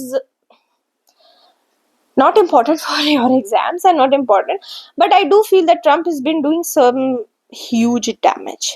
अब इंडिया के लिए क्या इश्यूज होंगे इसके, we need to talk about Indian perspective because सबसे ज्यादा प्रॉब्लम तो सब सहारन कंट्रीज को ही है, बट इंडिया को क्या, तो इंडिया में भी यूएस एड ने बहुत हेल्प की थी। हमारा मैटरनल और चाइल्ड मोर्टेलिटी के जो इशू है उसको कम किया था, टीबी को एड्रेस किया था, वाटर सैनिटेशन वगैरह में हेल्प करी थी। So India is also going to be impacted by this without a doubt. Then beggar thy neighbour policy, अब ये बेगर दाई नेबर पॉलिसी का मतलब क्या होता है कि हमारा जो नेबर है उसको, इसका मतलब होता है ये ऐसी इकोनॉमिक पॉलिसी जिसमें एक कंट्री अपनी बेनिफिट को देखने के लिए बाकी कंट्री के एक्सपेंस पे, मतलब बाकी कंट्री को, वो क्या बोलते हैं उसको, बाकी दूसरी कंट्री को हम फंसा दे, सॉर्ट ऑफ, है ना, कि दूसरे के एक्सपेंस पे मैं अपने मजे लूं, तो इसको बोलते हैं बेगर दाई नेबर। अब कैसे करोगे, तो आप क्या करो, प्रोटेक्शनिस्ट मेजर्स लगा दो जो अभी ट्रम्प कर रहे हैं। वो डोनाल्ड ट्रम्प क्या करे, टैरिफ, रेसिप्रोकल टैरिफ लेकर आ गए हैं। As you, if you are aware with the newspapers, you know ये रेसिप्रोकल टैरिफ आ गया, इंडिया पे भी लगाया, चाइना पे भी लगाया। कोटास की मदद से करेंसी डिवैल्यू करके क्या करता है, एक कंट्री अपने फायदे लेता है दूसरे के नुकसान पर, ठीक है, तो ये कुछ फीचर्स है जो आप देख सकते हो और ये इम्पैक्ट भी आप देख सकते हो। तो आपको बता दूं 1929 में ग्रेट डिप्रेशन इसी वजह से हुआ था। जब कोई कंट्री बहुत ज्यादा प्रोटेक्शनिस्ट हो जाती है ना, तो वो क्या चाहती है कि उसके अंदर इंडस्ट्री बढ़े। जैसे यूएस चाह रहे, डोनाल्ड ट्रम्प चाह रहे हैं कि इंडस्ट्रीज का ग्रो हो, मेरे अपना डोमेस्टिक जो हमारा मार्केट है वो ग्रो करे, पर हम बाकी जो कंट्रीज है उनसे ट्रेड वॉर कर लें, उन पे टैरिफ लगाएं। तो इस तरह के मेजर्स की वजह से ही 1929 में ग्रेट डिप्रेशन हुआ था and it is pretty much evident कि फिर से हो सकता है। Now next you should know that Delhi जो है वो बहुत ही मेजर रूट बन रहा है डंकी रूट के लिए। अभी डंकी रूट क्या है ना, बहुत सारे लोगों को विदेश जाना होता है, दे बिकॉज ऑफ पॉवर्टी और बेटर लिविंग अपॉर्चुनिटीज वो फॉरेन जाना चाहते हैं। अब फॉरेन जाने के लिए some there is a legal route and then there is an illegal route. Illegal route को हम डंकी रूट बोलते हैं। तो बहुत सारे ऐसे एजेंट्स होते हैं जो क्या करते हैं, लोगों को एकदम खतरनाक रूट से लेके जाते हैं यूएस। और इसमें क्या होता है, फ्लाइट्स अवॉइड करने के लिए, लोगों को पकड़ने के लिए फेक डॉक्यूमेंट्स की मदद से एक नेटवर्क होती है जो उनको एक दुर्गम रास्ते से यूएस तक लेकर जाती है। This route is known as dunki route. तो इसमें बहुत ज्यादा इंक्रीज भी देखा गया है, इसी वजह से अरेस्ट भी किया गया है ऐसे एजेंट्स को जो इसको फैसिलिटेट करा रहे थे। पर दिल्ली में सबसे ज्यादा देखा गया है ये डंकी रूट फॉलो करते हुए लोग फॉरेन जा रहे हैं। Then African Asian rural development organisation, जिसको आर्डो बोल रहे हैं, तो नाम से पता चल रहा है अफ्रीकन एंड एशियन। तो इसकी एक 21st कॉन्फ्रेंस अपनी न्यू दिल्ली में होती है। यहाँ से अपना साउथ साउथ कॉपरेशन दिखता है। ये जो आर्डो है ये इंटर गवर्नमेंटल ऑर्गेनाइजेशन है, ठीक है। 1962 कायरो इजिप्ट में बनती है, हेडक्वार्टर्स इसके अपने इंडिया में है, इंपॉर्टेंट। इसमें 33 कंट्रीज हैं एशिया और अफ्रीका से। देन गोल्ड कार्ड वीजा, जब से डोनाल्ड ट्रंप आए ना, उन्होंने क्या बोला, if you want to become a citizen in India, sorry in US and want to get a green card, you can invest. इसको वो गोल्ड कार्ड वीजा कह रहा है। मतलब अगर आपको वहां पे जाना है और वहां का सिटीजन बनना है तो आप $5 बिलियन, सॉरी $5 मिलियन का इन्वेस्टमेंट करो यूएस में, ठीक है। या तो उनके किसी बिजनेस में या डेवलपमेंट या रियल स्टेट में आप इतना पैसा लगाओ, आपको गोल्ड कार्ड मिल जाएगा and then you can come and become citizen there. तो कंट्रीज जो ऑफर करती है गोल्ड वीजा, क्या यूएस पहला है? नो, यूएई भी ऐसा कर चुका है, पोर्टुगल भी और न्यूजीलैंड भी। यूएई में आप 2 मिलियन का जो यूएई का दिरहम है वो लगाओ, then you can become a resident there. Portugal में भी सेम है and then there is something similar sorts New Zealand में भी। Then we have India US compact initiative. तो ये इनिशिएटिव जो है वो मिलिट्री पार्टनरशिप के लिए आया है और ट्रेड रिलेशंस बेटर करने के लिए। तो India US compact initiative, first you should know this. Then इसमें क्या होगा, एक डिफेंस कोलैबोरेशन होगा, 10 साल का फ्रेमवर्क होगा जिसमें एक दूसरे की ये लोग डिफेंस में मदद करेंगे। कैसे? इसमें 2 टर्म्स आपके लिए इंपॉर्टेंट है जो मैंने हाईलाइट कर दिया। एक है javelin anti tank guided missile. तो somebody can ask you, sorry UPSC can ask you कि कौन सी 2 कंट्री, तो यूएस और India. Then tiger trump exercise अगर बोला जाए तो किस कंट्री के बीच में जॉइंट एक्सरसाइज है? India US. Again you have trade expansion. तो मिशन 500 इसी के अंदर है, जिसके अंदर $500 बिलियन का ट्रेड होगा इंडिया यूएस में and these will be some way so that India and US can come closer. अब कतर के जो एमिर है वो इंडिया आए थे एंड डिफेंस कॉपरेशन वगैरह वगैरह, this is not important, there is nothing prelim worthy here but you can read it by yourself. Then we have China's weaponisation of supply chain. तो आपको बता दो, चाइना जो है ना वो इंडिया की एक कंपनी है एप्पल फॉक्सकॉन, उसके ऑपरेशंस पे रोक लगा दिया इन्होंने।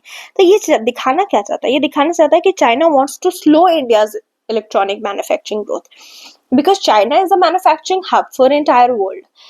और इंडिया जो है ना, अगर किसी भी कंट्री की चाइना से नहीं बनती तो वो इंडिया आता है। So China does not want India to grow as a manufacturing hub, तो इसलिए इस तरह की चीजें कर रहा है। अब चाइना की स्ट्रैटेजी क्या है कि इंडिया का मेक इन इंडिया इनिशिएटिव को लिमिट कर दो, ठीक है, और स्किल डेवलपमेंट ये सब रोक दो। अब इंडिया इसको कैसे रिस्पॉन्स करता है? इंडिया पीएलआई स्कीम लेता है, इंडिया नेशनल मैन्युफैक्चरिंग मिशन और भी बहुत सारे हमारे ड्यूटी रिडक्शन है ताकि यहाँ पे आके मैन्युफैक्चरिंग करे कोई भी। इसके अलावा हमने कुछ स्किल्स भी जो है वो स्कीम्स भी हमने इनिशिएटिव्स भी स्टार्ट किए, जैसे कि स्किल इंडिया मिशन, तेजस स्किलिंग प्रोजेक्ट्स, ये सारे। एक बहुत ही अनयूजुअल सा ट्रेंड देखा गया कि इंडिया ट्रेड डेफिसिट में अफगानिस्तान के साथ। What does trade deficit means कि इंपोर्ट ज्यादा है एक्सपोर्ट से, ठीक है। It has never happened almost. और नेपाल के साथ ये जो डेफिसिट है, ठीक है, Nepal and soybean oil import जो नेपाल से है वो भी सर्च देखा गया। तो व्हाई सच डेफिसिट? बिकॉज ना हम अफगानिस्तान में एक्सपोर्ट जो भी करते थे वो गिर गया है, बट हमने इंपोर्ट बढ़ा दी है। हम क्या अफगानिस्तान से इंपोर्ट करते हैं? This is important for your prelims. हम जो लेसन होती है किशमिश, फिग और पोमेग्रेनेट यानी कि हमारा अनार, ये हम कहाँ से इंपोर्ट करते हैं? अफगानिस्तान से। नेपाल से हम क्या इंपोर्ट करते हैं? तो सोयाबीन ऑयल, और ये 14 टाइम्स बढ़ गया है। 14 fold is a large number, huge number, not large number, it's a huge number. तो ऐसा क्यों हो रहा है? क्योंकि नेपाल इंडिया की एक ट्रीटी ऑफ ट्रेड है, उसको एक्सप्लॉइट करके नेपाल ने इतना ज्यादा बढ़ा दिया है। So it's not good for अस, है ना, हमें अफेक्ट करेगा ये। Then 8th Indian ocean conference, इसको जो है हमारे external affairs minister S Jaishankar ने अटेंड किया एंड ही रिप्रेजेंटेड इंडिया। और ये कहाँ हुआ? मुस्कैट, ओमान में। ओमान की कैपिटल है, तो ओमान की कैपिटल है ओमान जो है, वहां पे ये हुआ है मैरीटाइम पार्टनरशिप को लेकर। ये जो एशिया इंडियन ओशन कॉन्फ्रेंस है, ये एनुअल समिट है, वन शुड नो, हर साल होता है। एंड ये इंडियन ओशन रीजन में 20% वर्ल्ड का वाटर है, 25% लैंड मास है और अराउंड 3/4 ग्लोबल ऑयल रिजर्व है। That's why Indian ocean become such a lucrative region for entire world, इतना ज्यादा हमारे पास है। Then India's major overseas port investment, आपको बता दे इंडिया जो है ना बाकी देशों के पोर्ट में इन्वेस्ट कर रहा है। इससे हमें क्या बेनिफिट मिलेगा? तो यहाँ से आपके लिए मैच द फॉलोइंग आईआर के बहुत सारे क्वेश्चंस निकलते हैं। जैसे ईरान का चाबहार पोर्ट पे already there is a PYQ, right. उसके अलावा इजराइल में एक पोर्ट है हाइफा पोर्ट, ये इंडिया इजराइल की कनेक्टिविटी को सही करा और हमें मेडिटेरेनियन सी में कनेक्टिविटी दिलाएगा, इसलिए India is invested there. Similarly Mongla और चिटागोंग पोर्ट बांग्लादेश का, वहां हमने इन्वेस्टमेंट करी है। क्यों? क्योंकि हमारे नॉर्थ ईस्ट की कनेक्टिविटी बेटर हो सके। फिर ओमान में ही एक दुखमुख पोर्ट है, वहां पे भी इंडिया ने अपनी इन्वेस्टमेंट करी है क्योंकि हमारे गल्फ में प्रेजेंस हो सके, नेवल ऑपरेशन सही हो सके। वैसे ही म्यांमार का सितवे पोर्ट है जो कि कालादान प्रोजेक्ट का पार्ट है, ताकि हमारे आसियान कंट्री से कनेक्टिविटी बढ़ सके नॉर्थ ईस्ट इंडिया के। So these ports are important. एक एक मैच ऑफ फॉलोइंग में आ सकता है, आपको यही याद रखना है कि कौन से पोर्ट कौन सी कंट्री में। इसके अलावा एक पीरियस पोर्ट भी है, पिरायस या पीरियस पोर्ट, ये ग्रीस में है, ये आईएमईसी जो है उससे रिलेटेड है। तो one should know these ports, जब भी कोई पोर्ट देखो उसी समय उसको एक्टिव रिकॉल से याद कर लो। Then we have India Sri Lanka mineral ties, तो इंडिया श्रीलंका एक्सपैंड कर रही है अपनी कॉपरेशन इन क्रिटिकल मिनरल्स, ठीक है। तो क्या कौन से क्रिटिकल मिनरल्स हैं भी क्या श्रीलंका के पास? हाँ है, उनके पास ग्रेफाइट का डिपॉजिट है, और ये ग्रेफाइट क्लीन एनर्जी और ईवीज में बहुत काम आता है, तो that will help us. Then we have presidential action of Donald Trump as 46 porters, तो ट्रंप की ये 46 प्रेसिडेंशियल एक्शन फोकस जो है वो है क्लाइमेट कमिटमेंट और एनर्जी ट्रांजिशन। किया क्या क्या है ट्रंप ने, ये बताती हूँ आपको। इन्होंने बहुत ही अल्टर डिसीजंस लिए हैं। It might these decisions might make a huge impact positively on US, or it might lead to its biggest decline ever, so nobody knows। तो पेरिस अग्रीमेंट से पहले इन्होंने विड्रॉ कर लिया, तो इनका अब कोई फाइनेंशियल कमिटमेंट नहीं रहा क्लाइमेट चेंज को लेकर। उसके अलावा इन्होंने WHO से विड्रॉ कर लिया, फंडिंग भी अब नहीं देनी पड़ेगी इनको WHO को। उसके अलावा यूएस एड्स तो इन्होंने पहले ही खत्म कर दिया है मेजर कंट्रीज में, यूएस एड को कम भी कर दिया है। उसके अलावा ये डोमेस्टिक एनर्जी पुश कर रहे हैं कि हम अपनी एनर्जी इमरजेंसी लगाएंगे, हम अपना सब कुछ करेंगे, प्रोटेक्शनिस्ट मेजर्स लेकर आ गए हैं। Then we have geo economic fragmentation, देखो ये टर्म जो है ना इकोनॉमिक सर्वे में यूज हुआ। What is this? तो जब ग्लोबल इकोनॉमिक इंटीग्रेशन की जगह लोग फ्रैगमेंटेड हो जाएं, उसको जियो इकोनॉमिक फ्रैगमेंटेशन कहते हैं। इसमें क्या होता है, साथ आने की जगह अलग अलग टूट जाते हैं। इसमें दो प्रैक्टिसेस होती है, friend shoring, near shoring. Very important term. Friend shoring का मतलब होता है जब अपना सप्लाई चेन पॉलिटिकल और इकोनॉमिक अलाइज के पास शिफ्ट कर दो। मान लो कि मैंने अपना एक अच्छा सा पूरा बिजनेस बांग्लादेश में लगाया था, बट अभी बांग्लादेश में अनस्टेबल हो गया है सब कुछ, तो मैं क्या करूंगी, मुझे अगर लगता है कि मेरे अच्छे रिलेशन है भूटान के साथ, तो मैं भूटान ले जाऊंगी अपनी सप्लाई चेन को। तो what I am doing, I am shifting it to political and economic ally. जैसे एप्पल आईफोन प्रोडक्शन इंडिया ले आया चाइना से, ठीक है। वैसे नियर शोरिंग, नियर शोरिंग में क्या होता है, अपने आसपास की कंट्रीज में अपना सप्लाई चेन ले जाते हो। जैसे जर्मनी के पास पोलैंड है तो जर्मनी पोलैंड के पास ले जाएगा, इंडिया के बगल में नेपाल है, इंडिया नेपाल के पास ले जाएगा। That is called near shoring. Again channels क्या क्या है इसके फ्रैगमेंटेशन के, तो टेक डीकपलिंग, टेक डीकपलिंग करते हैं, trade restriction. What is tech decoupling? तो जैसे कि नेशनल सिक्योरिटी कंसर्न्स की वजह से टेक्निकल ट्रेड को इम्पैक्ट अगर कुछ करता है, दैट इज टेक डीकपलिंग। जैसे यूएसए की एक चिप्स एक्ट है, चाइना का मेड इन चाइना, ये लोग जो है ना अपनी नेशनल सिक्योरिटी के चक्कर में टेक्निकल ट्रेड को इम्पैक्ट कर देते हैं, बोलते हैं हम ये नहीं ट्रेड करेंगे, हम वो ट्रेड नहीं करेंगे। तो इससे क्या हो रहा है, इससे फ्रैगमेंटेशन हो रही है। Then we have India's neighbourhood first policy. तो ये सबसे पहले 2008 में कंसीव हुआ था, पोस्ट 2014। इसके कुछ प्रिंसिपल हैं which are known as guiding principles, और इनको कहते हैं 5S। जब if you'll quote this 5S in your mains, your answer will become extremely beautiful and will fetch you good marks. जैसे कि S पहला है सम्मान, that is respect, and the other is संवाद, that is dialogue, then you have शांति, peace, समृद्धि, prosperity, and संस्कृति is culture. So this is what your India's neighborhood first policy is all about, and it has completed a decade. Then we have triangular partnership. तो OECD और Islamic cooperation bank ने highlight किया है rule of triangular partnership in this divided world. अभी का world is extremely divided. क्या होता है ट्रायंगुलर कोऑपरेशन? जब कंबाइन करते हैं हम ट्रेडिशनल डोनर्स और सदर्न कंट्रीज को to share knowledge and solve development issues, तो उसको हम लोग ट्रायंगुलर पार्टनरशिप बोलते हैं। ये कुछ एडवांटेजेस है। इंडिया का रैंक 8th है इन ट्रायंगुलर पार्टनरशिप। इंडिया यूएस की सिविल न्यूक्लियर अग्रीमेंट जो है वो हुई थी, बहुत पुरानी अग्रीमेंट है, इट वाज इन 2005, क्योंकि 1978 में यूएस ने बहुत सारे सैंक्शन लगा दिए थे इंडिया पे जब इंडिया अपना न्यूक्लियर टेस्ट कर रहा था। बट अपार्ट फ्रॉम दैट हमें IAEA का सेफगार्ड मिलता है फॉर सिविलियन रिएक्टर्स।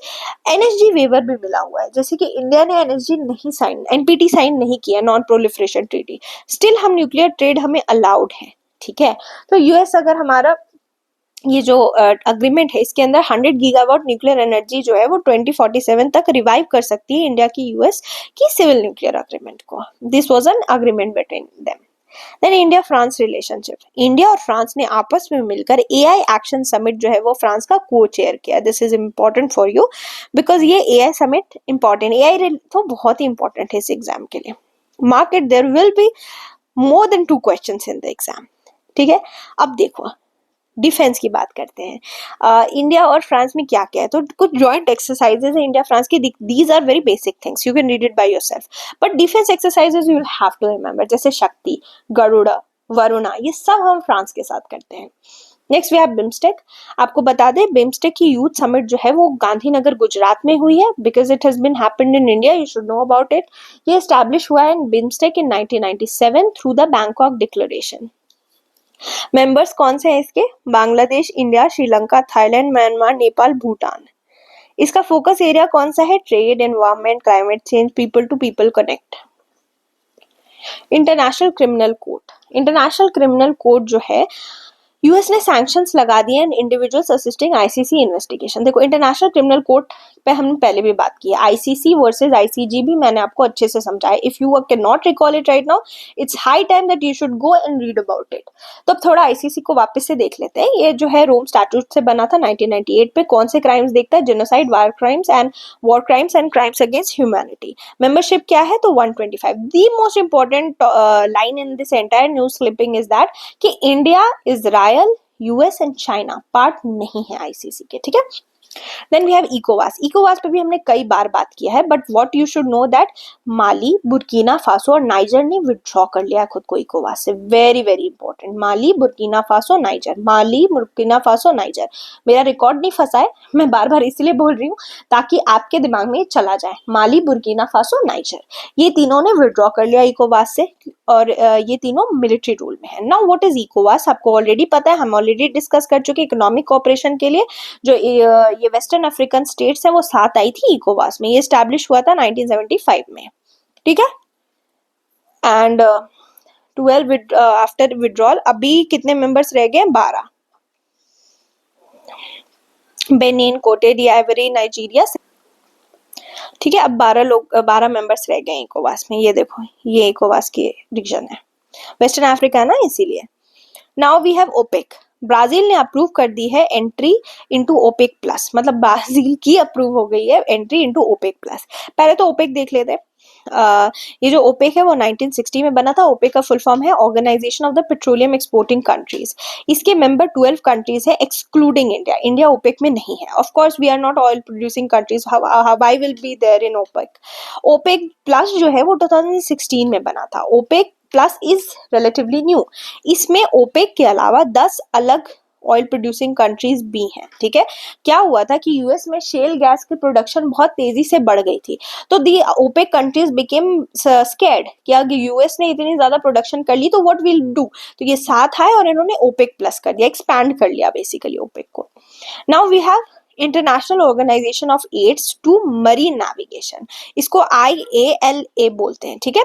इंडिया ने इलेक्ट हुआ है as a vice presidency of IALA in Singapore. हम अगर कहीं के वाइस प्रेसिडेंट बनते हैं और if we get chosen as a chairman और something, it becomes very important. याद करना पड़ेगा आपको वो ऑर्गेनाइजेशन जिसका भी इसने हेड किया है या चेयर किया है। तो इंडिया ये है क्या, it's an NGO, first you should know. No inter, अभी तक हम इंटर गवर्नमेंटल ऑर्गेनाइजेशंस देख रहे थे, हम ग्रुपिंग्स देख रहे थे, बट इट्स एन NGO। 1957 में एस्टैब्लिश हुआ था and now it's an IGO 2024 में। बेसिकली काम क्या करता है, बहुत ही सिमिलर ही, स्टैंडर्डाइज करता है मरीन नेविगेशन को। इंडिया चाइना मिनिस्टीरियल मीट, तो G20 जब हो रही थी तो जो चाइना के फॉरेन मिनिस्टर हैं and Indian foreign ministers, they met on the sidelines of G20 foreign minister meeting। और क्या डिस्कस हुए, ये कुछ इश्यूज डिस्कस हुए हैं, you can read it by yourself. बहुत ही वो वाले इश्यूज हैं जो we already know about it. Trans boundary rivers होंगी, कनेक्टिविटी होंगी, कैलाश मानसरोवर यात्रा होगा, बिकॉज इंडियंस इसको बहुत ज्यादा रिवेयर करते हैं and even Chinese do. Border management and of course multilateral cooperation, क्योंकि G20 SCO ब्रिक्स इन सब में इंडिया चाइना पार्ट है। Then Japan India Africa forum, अब आपको दिख रहा है कि चलो जापान, इंडिया और अफ्रीका तीनों ने एक फोरम बनाई है, तो क्या कर रहे होंगे, ऑफ कोर्स कैपेसिटी बिल्डिंग या इस तरह का कुछ काम करेंगे। तो यू शुड नो ये इंफ्रास्ट्रक्चर इन्वेस्टमेंट और कैपेसिटी बिल्डिंग के लिए कमिटमेंट है, ठीक है। इंडिया एम्फेसाइज कर रहा है अपनी इस कमिटमेंट को। ये ट्राइलैटरल इकोनॉमिक और स्ट्रेटेजिक कोऑपरेशन है। And next thing that you should know, ये इस्टेब्लिश हुआ था to evolve from India Africa forum summit and Japan TICAD. तो मतलब पहले इंडिया अफ्रीका अलग से था, जापान भी अपना देख रहा था, ये तीनों साथ आ गए and then it became a trilateral economic strategic partnership. तो आपको पता होना चाहिए, we share a very cordial relationship with Japan and even with Africa. We have been named, India has been named as a guardian of Global South. Then India UK free trade agreement, तो India UK वापस से बात कर रहा है free trade agreement में। It has not been finalize but if it could, ठीक है। देन डिपोर्टेशन, आपको बता दें यूएस में जब से ट्रम्प आए हैं, as I have already told you, he has done a lot of new things and lots of them are controversial, ठीक है। He has deported not only Indians, even those people whom he thought कि ये लोग illegally आए हैं, तो अपनी जो है ना अपने कंट्री की नेशनल सिक्योरिटी का हवाला देते हुए इन्होंने डिपोर्ट करवा दिया। And most of them are actually illegal, it's not like he is doing something that is not extremely wrong. There are lots of illegal immigrant in US। So 104 Indians को इन्होंने deport करा दिया, but the way he deported that was extremely against human rights. They were उन लोगों को दे वर chained, some people were chained and some were also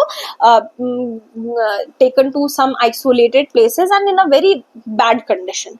तो ये strict policy crackdown कर रहा है Trump administration. They are just trying to remove this illegal immigration issue. Then Paris AI summit हम already बात कर चुके हैं, फ्रांस और इंडिया ने को चेयर किया इसको। These are certain themes that were discussed, not important, more important for you if you're giving maths, and which you will definitely if you are reading diligently. Then India Bhutan ties, आपको पता ही होगा India Bhutan भी बहुत ही अच्छे relation share करता है। तो हमारे किंग ऑफ भूटान ने इंडिया को विजिट किया और वहां पे सब नेशनल डिप्लोमेसी पर बात हुई। So you should know what is this सब नेशनल डिप्लोमेसी, जब कंट्री की जगह स्टेट जो है दूसरे कंट्री के साथ इंडल्ज करे, okay, regional entities like state engage करे, सो दैट इंटरनेशनल रिलेशंस अच्छे हो सके और दोनों में म्यूचुअल बेनिफिट हो सके। तो असम जो है वो भूटान के साथ जो है वो सब नेशनल डिप्लोमेसी में इंडल्ज हो रहा है, so that our ties become strengthened. So इसको हम लोग क्या बोलते हैं, अब ये स्टेट भी कर सकता है। सिटी डिप्लोमेसी भी देखी गई है, जैसे कोबे अहमदाबाद सिस्टर सिटी, मतलब अहमदाबाद और जापान की कोबे, इन दोनों के बीच में इकोनॉमिक एक्सचेंजेस हैं, राइट। अब हम थोड़ा इकोनॉमिक्स देख लेते हैं। चलिए, सबसे पहले हम क्या देखेंगे, financialisation. Not that important, you should know that economic survey ने कहा है कि एक्सेसिव फाइनेंशियलाइजेशन कॉशन करने की बात की है। Now what is financialisation? Financialisation का मतलब होता है जब हम नॉर्मल लोग फाइनेंशियल मार्केट पे ज्यादा डोमिनेंस शो करने लगे। अब होता क्या है ना, पहले ज़माने में जब भी किसी के पास पैसा आता था ना हाउस होल्ड सेविंग्स को, वो कहाँ लगाते थे, गोल्ड में लगाते थे या फिर एफडी वेफडी में। But nowadays they are going into stock market और इन सब पे ज़्यादा ध्यान लगा रहे हैं, तो डेट लेवल्स बढ़ रहे हैं इंडिया में। Then presumptive taxation, finance minister हमारी जो है उन्होंने नॉन रेसिडेंट जो एनआरआई है ना उन पे प्रिजम्पटिव टैक्सेशन रिजीम लगा दिया, ठीक है। अब होता क्या है presumptive taxation, one should know, ये एक टैक्स स्कीम होती है जिसमें इनकम कैलकुलेट किया जाता है based on the presumed rate of profit, कि इसका अभी कितना पैसा आ रहा है डज नॉट मैटर, कितना हमें लगता है पैसा आ रहा है उस पर टैक्सेशन किया जाएगा। तो ये नॉन रेसिडेंट्स लोग जो कि सर्विसेज प्रोवाइड कर रहे हैं ना इंडियन कंपनीज को और इलेक्ट्रॉनिक मैन्युफैक्चरिंग सेक्टर वाले, उन पे लगाया जाएगा। तो इससे क्या होगा, फॉरेन टेक्नीशियंस और कंपनीज अट्रैक्ट होंगी, मेक इन इंडिया इनिशिएटिव के साथ अलाइन करेगा और सिंप्लीफाई करेगा tax filing of non residents, तो उनको सिंपल हो जाएगा उनके लिए पूरा प्रोसेस, ठीक है। Next we have insurance sector, ये बहुत इंपॉर्टेंट न्यूज है। अपने बजट में क्या किया गया, एफडी की जो लिमिट है, सॉरी एफडीआई की, फॉरेन डायरेक्ट इन्वेस्टमेंट की लिमिट, उसको 74% से 100% कर दिया गया इंश्योरेंस सेक्टर में। अभी इंश्योरेंस सेक्टर बहुत इंपॉर्टेंट है रिस्क प्रोटेक्शन के लिए, ठीक है। ये लाइफ, हेल्थ, जनरल इंश्योरेंस सारे सेक्टर्स जो है हमारे इंडिया में इंश्योरेंस सेक्टर है, तो उसको अब 100% एफडीआई कर दिया जाएगा। इंडिया 10th लार्जेस्ट मार्केट है इंश्योरेंस का, ठीक है। और आपको मैं ये बता दूं, इंडिया में लाइफ इंश्योरेंस जनरल इंश्योरेंस से ज्यादा ली जाती है, पर ये सब गिरा है। तो अगर हम एफडीआई की लिमिट बढ़ा देंगे तो people will start investing more in this insurance scheme. फिर जेवन्स पैराडॉक्स, जेवन्स पैराडॉक्स क्या है ना, you should know this concept. ये बोलता है कि अगर एफिशिएंसी बढ़ा दो आप किसी चीज के और उसका पैसा कम कर दो तो उसका कंजम्पशन भी बढ़ जाएगा। इसको तो पैराडॉक्स नाम देना नहीं चाहिए, इट्स वेरी मच सिमिलर। मैं कल को आपको कोई, जैसे कि चाइना डीप सीक एआई लेकर आया, उससे पहले चैट जीपीटी आ रही थी, पर डीप सीक के पीछे लोग पागल हो गए क्योंकि ये लो कॉस्ट में बना था और ज्यादा एफिशिएंट था। तो क्या हो गया, अचानक से इसका कंजम्पशन भी बढ़ गया। So this is what Jevons paradox is. इसको विलियम स्टैनली जेवॉन ने प्रपोज किया था 1965 में, ठीक है। और ये कुछ फैक्टर्स है जो इसको इन्फ्लुएंस करते हैं, कम पेस्ट कॉस्ट और economic growth. Next we have GDP to debt ratio, very important news. हमारी इस बारी जो बजट थी उसमें हमारी इंडियन गवर्नमेंट ने शिफ्ट कर दिया है debt to GDP ratio as a primary fiscal anchor. पहले हम लोग दूसरी चीज देखते थे, अब हम लोग डेट टू जीडीपी रेशियो पे और अपनी इकोनॉमी को मेजर करेंगे। 50 ±1% रेशियो बाय 2031 हम चाहते हैं अपना debt to GDP. Debt to GDP का मतलब क्या है कि कंट्री का debt in the percentage of its GDP. अगर high debt to GDP ratio है तो it's bad for a country, और अगर लो है it's good for a country, ठीक है। Then we have Grameen credit score. तो यूनियन बजट 2025 में इन्होंने फाइनेंशियल इंक्लूजन को प्रमोट करने के लिए ग्रामीण क्रेडिट स्कोर को इंट्रोड्यूस किया। ये एक क्रेडिट वर्दीनेस चेक करने वाला फ्रेमवर्क है जो रूरल वुमेन, एंटरप्रेन्योर्स और सेल्फ हेल्प ग्रुप्स को हेल्प करेगा। मान लो कि मैं कोई रूरल वुमन हूँ और मुझको कहीं से पैसा उठाना है, तो I would need a good credit वर्दी एरिया। तो मुझे अब क्रेडिट स्कोर देखकर मैं जा सकती हूँ कि ये बैंक बेटर है मेरे लिए, इस तरह का, ठीक है। सिंपली यही है चीज। Then bank dot in domain, RBI ने मैंडेट किया कि जितने भी इंडियन बैंक्स है वो अब बैंक डॉट इन डोमेन का यूज करें। इस डोमेन से को यूज करने से फायदा क्या होगा, साइबर सिक्योरिटी एनहांस होगी और फाइनेंशियल फ्रॉड से बैंक्स बचेंगे। क्या होता है ना कि बहुत सारे इस तरह के साइट्स होते हैं ना जो इलिजिटिमेट होते हैं, तो अब इंडियन बैंक्स अगर इन साइट्स पर जाएंगी जो हमारे क्या नाम है, भूल गई मैं खुद ही, बैंक डॉट इन डोमेन पे है, तो वहां पे उनको जो है फ्रॉड लोगों से बच सकते हैं। Better versus fraud, real versus fraud का डिफरेंशिएशन हो जाएगा, तो फिशिंग अटैक्स कम होगी, साइबर थ्रेट्स कम होगा। टैक्स ईयर, हमारे इनकम टैक्स 2025 में इन्होंने इंट्रोड्यूस किया टैक्स ईयर कॉन्सेप्ट को। पहले असेसमेंट ईयर पे टैक्स रिपोर्टिंग होती थी, अब टैक्स ईयर पे होगी। टैक्स ईयर कितना कह रहे हैं ये लोग, 1 अप्रैल से लेके जो 12 महीने का पीरियड है इसको ये लोग अब टैक्स ईयर बोलेंगे, और इसी के बेसिस पे आपका इनकम एक्सेस होगा और आपसे टैक्स मांगा जाएगा। तो इससे क्या फायदा होगा, क्लैरिटी मिलेगी टैक्स रिपोर्टिंग में। पहले असेसमेंट ईयर निकालना पड़ता था अलग से, फिर टैक्स ईयर अलग से, तो वो बहुत ही डिफिकल्ट प्रोसेस होता था। अब it will become very easy. Now Tobin tax, Tobin tax जिन्होंने भी रिवीजन कर रखा है इकोनॉमी का, दे वुड बी नोइंग कि जब आप करेंसी ट्रांजैक्शन करते हो, ठीक है, और उसमें आप टैक्स लगा देते हो करेंसी ट्रांजैक्शन में, तो आप डिस्करेज करते हो शॉर्ट टर्म स्पेकुलेटिव ट्रेडिंग, तो उस टैक्स को टोबिन टैक्स बोलते हैं। ये ओरिजिनली जेम्स टोबिन ने 1972 में दिया था, जब exchange rate, basically exchange rate के ऊपर है, ठीक है। आप एक कंट्री के फॉरेन एक्सचेंज कर रहे हो दूसरे कंट्री पे, तो आप पे टैक्स लगेगा, सिंपल सी बात है। और इससे क्या होगा, मार्केट में वॉलेटिलिटी कम हो जाएगी। रेसिप्रोकल टैरिफ, जैसे मैंने आपको कहा, ट्रम्प जो है वो रेसिप्रोकल टैरिफ लगा रहे हैं। इससे क्या, इससे WTO के जो नॉर्म्स है उससे वो दूर हो रहे हैं। अब रेसिप्रोकल टैरिफ से क्या होगा, I already talk to you about, लेकिन इंडिया पे किस तरह से इम्पैक्ट होगा ये जानने की जरूरत है। देखो, हायर टैरिफ लगाने से इंडिया के कुछ सेक्टर्स बहुत इम्पैक्ट होंगे इससे, जैसे कि टेक्सटाइल, फार्मास्यूटिकल्स और ऑटोमोबाइल्स। याद रख लीजिए ये 3 एरियाज बहुत ज्यादा इम्पैक्ट होंगे। DICGC यू ऑल नो कि क्या करता है, नॉट दैट इम्पोर्टेंट। दिनेश खारा कमेटी, जो हमारी इंश्योरेंस रिलेटेड चीजें हैं, जैसे अभी इंश्योरेंस 100% FDI अलाउ हो गया है, तो ये जो है वो IRDI ने कमेटी बनाई थी, दिनेश खारा, उन्होंने रिव्यू किया था इंश्योरेंस एक्ट 1938 को, और उसमें दिनेश खारा जी ने कहा था मॉडर्नाइज करने की जरूरत है हमारी इंश्योरेंस इंडस्ट्री को, और इसी के मद्देनजर जो है वो 100% FDI देखने को मिल रही है आपको। Rupee and dollar swap auctions, तो RBI ने अनाउंस किया है कि 10 बिलियन का वो रूपी स्वैप एक्शन करेगा। इससे फायदा क्या होता है, RBI क्या करता है, इस rupee and dollar swap auction में RBI टूल की तरह इसको यूज करता है। RBI क्या करता है, US डॉलर को बेचता है मार्केट में और फिर फ्यूचर डेट पर रीपर्चेस करने की बात करता है। इससे क्या होता है, रूपी हमारा स्टेबलाइज हो जाता है, हमारा रूपी जो गिर रहा होता है वो स्टेबल कंडीशन में आ जाता है, और हमारे फॉरेन एक्सचेंज रिजर्व भी मैनेज रहते हैं। अभी इस पॉइंट पे you should know what is there in foreign exchange reserve. You should know कि इंडिया, चलो अब भूल भी गए ये रुपए का क्या भाव चल रहा है, not that important, but you should know कि फॉरेन एक्सचेंज रिजर्व में क्या क्या रखता है RBI। देन कार्डमम, इलायची बोलते हैं इसको, ये क्वीन ऑफ स्पाइसेस है और हमारे वेस्टर्न घाट जो है उसकी नेटिव है, ये केरला, कर्नाटका और तमिलनाडु में उगती है। क्या कंडीशन चाहिए इलायची को ग्रो करने के लिए, तो हाई रेनफॉल और एसिड और लोमी कंडीशन। तो अभी एक इंटरनेशनल टीम ने 2 नई स्पीसीज को डिस्कवर किया है, आइडेंटिफाई किया हमारे केरला में, तो it's good for us. Then extra long staple cotton, तो हमारे बजट में इन्होंने क्या किया है, एक्स्ट्रा लॉन्ग स्टेपल कॉटन के मिशन को बूस्ट करने के लिए कुछ कुछ चीजें की हैं, not that important, what you should know. क्या है ये अलग, तो ये लॉन्ग फाइबर होती है सुपीरियर क्वालिटी की, ये किन से निकलता है, तो ग्लोसिपियम बार्बाडिनी स्पीसीज है जिसको इजिप्शियन कॉटन भी बोलते हैं। This is not that important, आप खुद पढ़ लेना, रिवाइज मार्केट, PM आशा भी हम कई बार बात कर चुके हैं।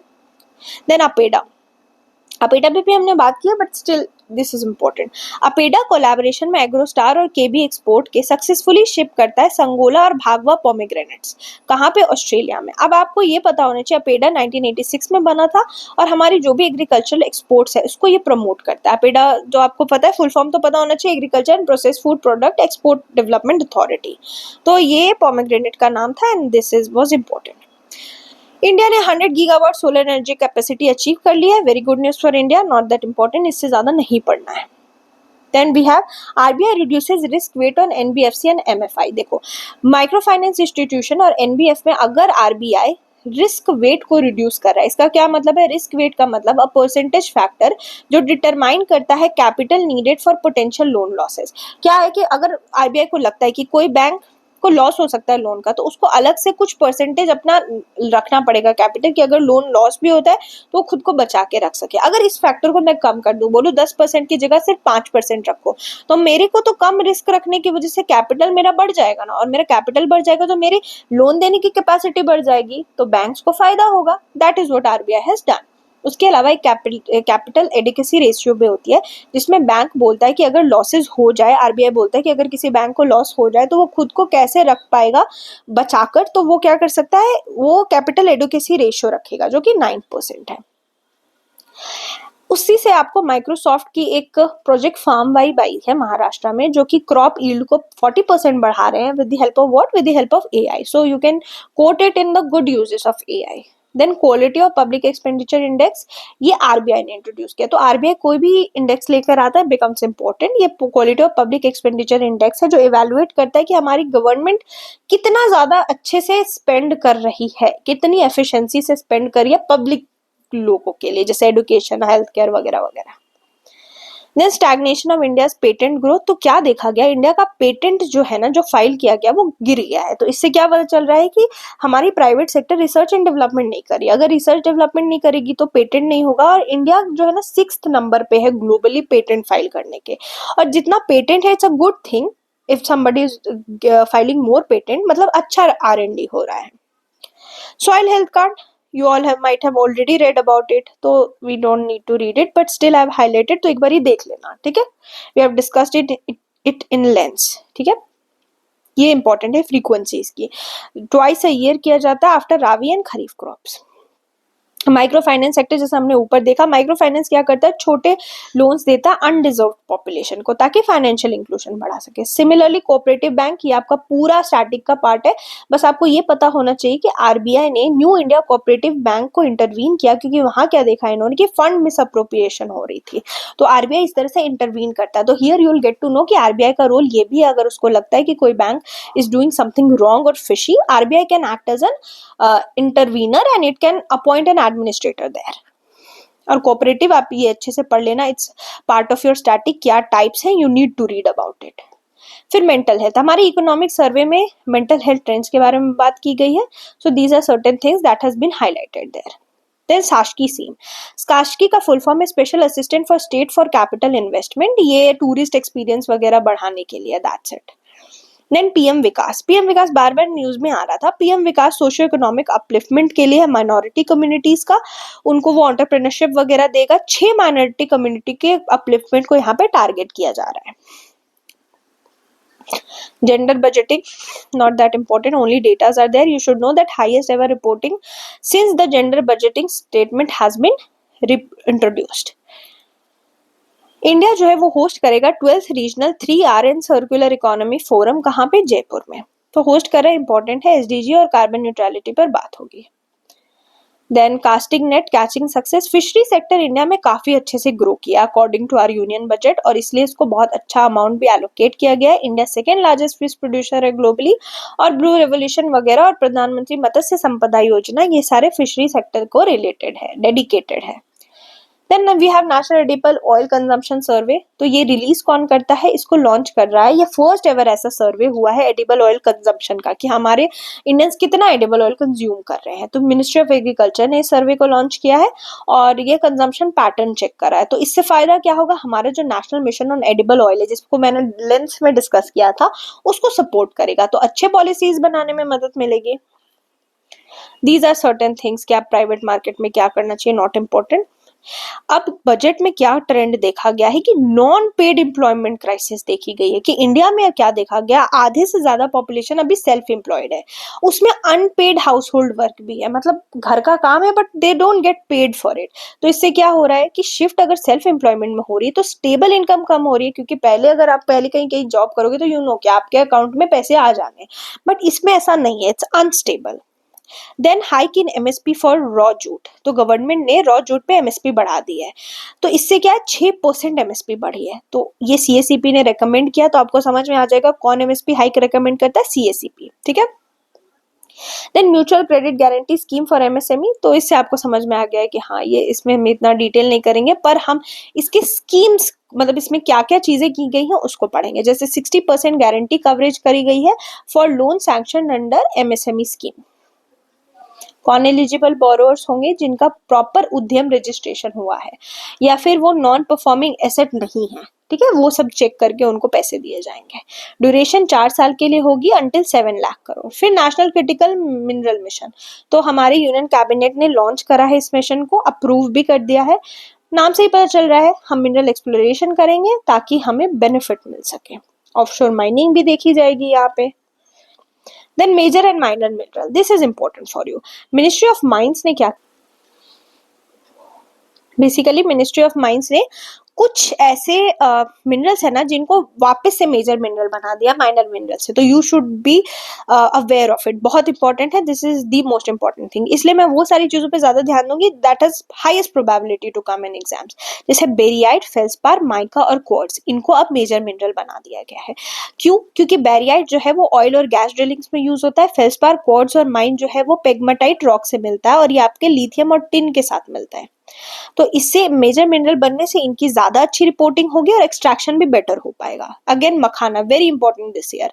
यूनियन होम बजट में क्या बोला गया है कि गवर्नमेंट एक मखाना बोर्ड बनाएगी बिहार में, ठीक है, क्योंकि मखाना का सबसे ज्यादा एक्सपोर्टर एंड प्रोड्यूसर, मखाना का सबसे बड़ा प्रोड्यूसर बिहार है, but not the largest exporter, which is the saddest thing. Okay, तो मखाना जो है it's it is called as agriculture as first engine for India के अंदर इसको सेक्टर को डेवलप किया जाएगा। मखाना का बॉटनिकल नेम है यूरियल फेरॉक्स, इसको प्रिकली वाटर लिली भी बोलते हैं। ये ना ठहरे हुए पानी में उगता है, ठीक है। और मखाना इज अ सीड, तो मखाना को एक सुपर फूड भी कहा गया है क्योंकि इसमें बहुत हाई न्यूट्रिशनल वैल्यूज होते हैं। ये ह्यूमिडिटी, हाई ह्यूमिडिटी में ग्रो करता है, लूमी सॉइल में ग्रो करता है and 20 to 35 degree Celsius temperature prefer करता है। ये नेटिव है साउथ ईस्ट एशिया और अपने चाइना का, नॉट अपना but China. Know why not अपना, चाइना तो बोलता है पूरा इंडिया उसका है, तो हमारा भी है चाइना। ठीक है। मिशन फॉर कॉटन प्रोडक्टिविटी, तो ये मिशन अपने बजट में अनाउंस हुआ है। इसमें इससे पहले यू शुड नो कॉटन का क्या कंडीशन इंडिया में। इंडिया फर्स्ट रैंक में है इन कॉटन एक्रिएज और 40% वर्ल्ड का कॉटन एरिया इंडिया के अंदर है। ग्लोबली इंडिया रैंक करता है second in cotton producer and second in cotton consumer. Major cotton zones है नदन में पंजाब, हरियाणा, राजस्थान, सेंट्रल इंडिया में गुजरात, महाराष्ट्र, साउथ में Telangana, Andhra Pradesh. Important, very important, match the following में आ सकता है। प्रोडक्टिविटी तो इंडिया 39th नंबर पे है इन कॉटन यील्ड ग्लोबली, ठीक है, अच्छा नंबर है। उसके बाद अर्बन चैलेंज फंड, तो अर्बन चैलेंज फंड जो है उसका क्रिएशन हुआ है विथ 1 लाख करोड़। इस बजट में इसका अनाउंसमेंट हुआ। जो भी नई चीजें अनाउंस हुई है you should be very much in tune with that. तो इसके ऑब्जेक्टिव्स क्या है, तो सस्टेनेबल अर्बनाइजेशन और रीडेवलपमेंट को परस्यू करने के लिए, ठीक है।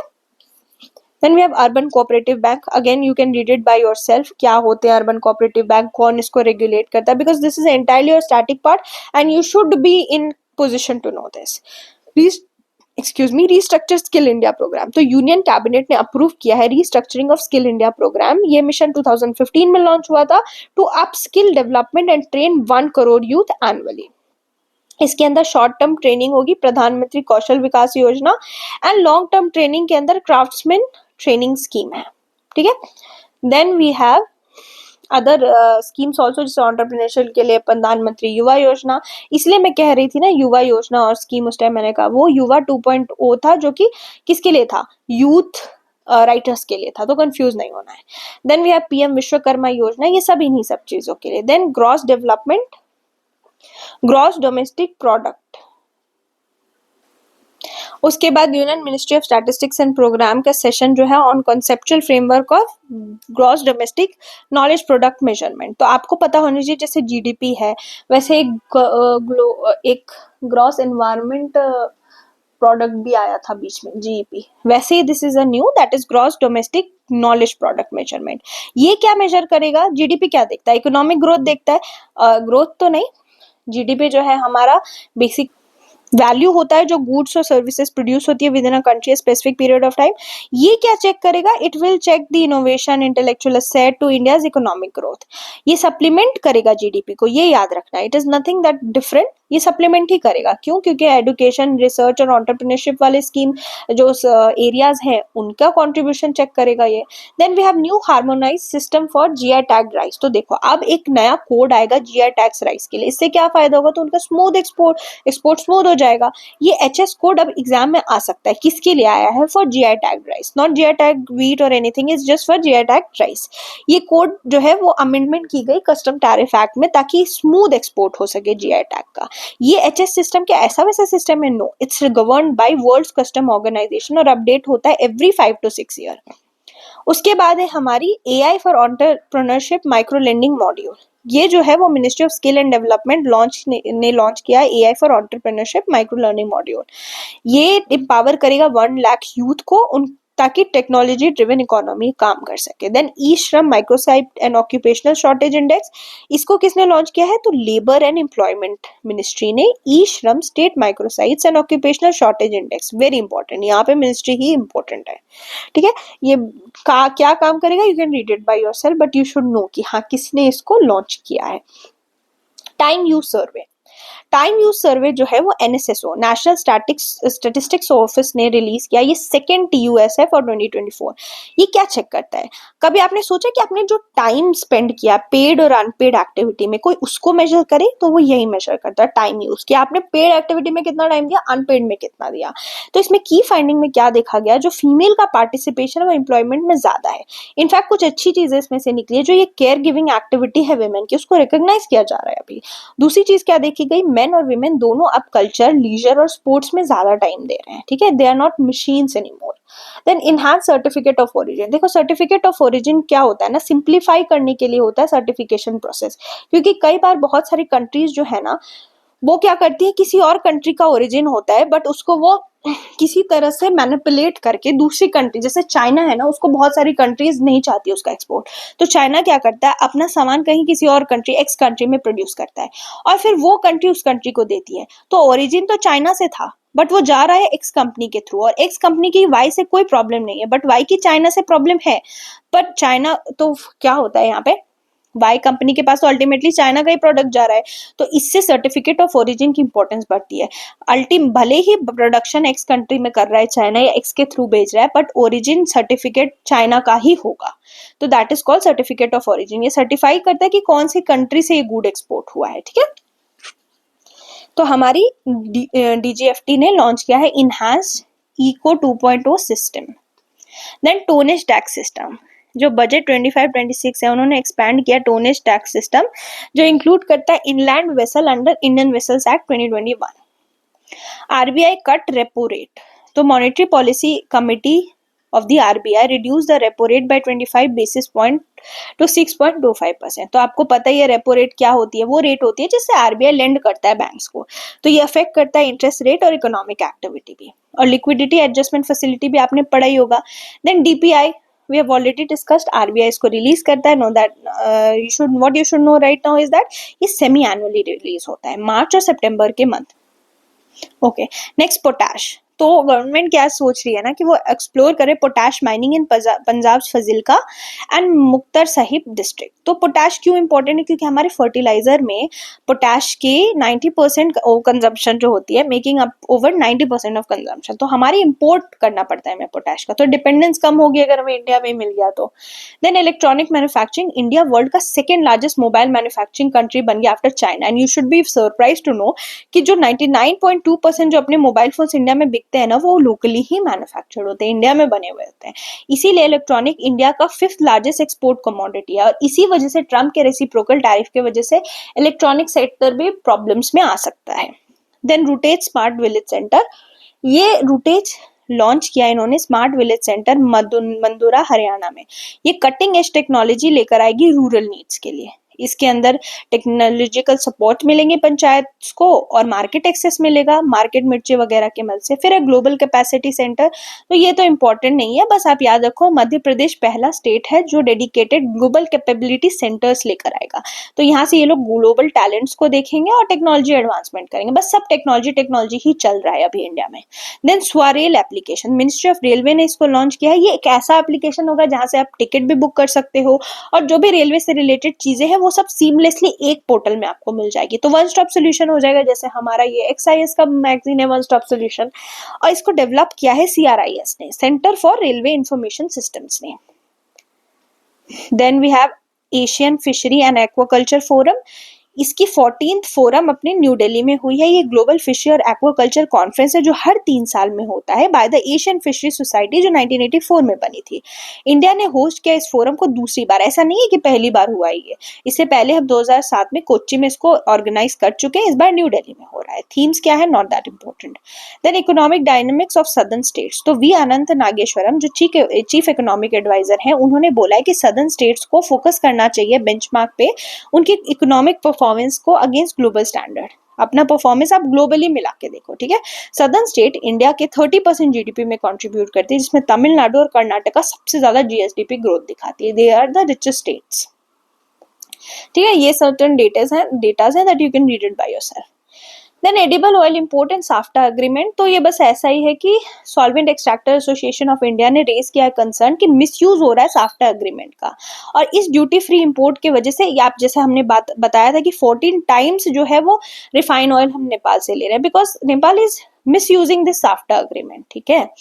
तो ये सारे एग्रीमेंट्स हुए क्यों थे साफ्टा वगैरह, ये इसलिए हुए थे ताकि ड्यूटी फ्री इंपोर्ट हो सके, पर इसका मिसयूज करोगे तो फिर गलत बात है। इंडिया वर्ल्ड का 4th largest vegetable oil economy है और हम इंपोर्ट ही करते हैं ज्यादा, हम इसीलिए कोशिश करें कि अपनी एडिबल ऑयल किसी तरह से डोमेस्टिक कर लें। सीएसए एंड फिस्कल फेडरलिज्म, ये आप रीड कर लेना।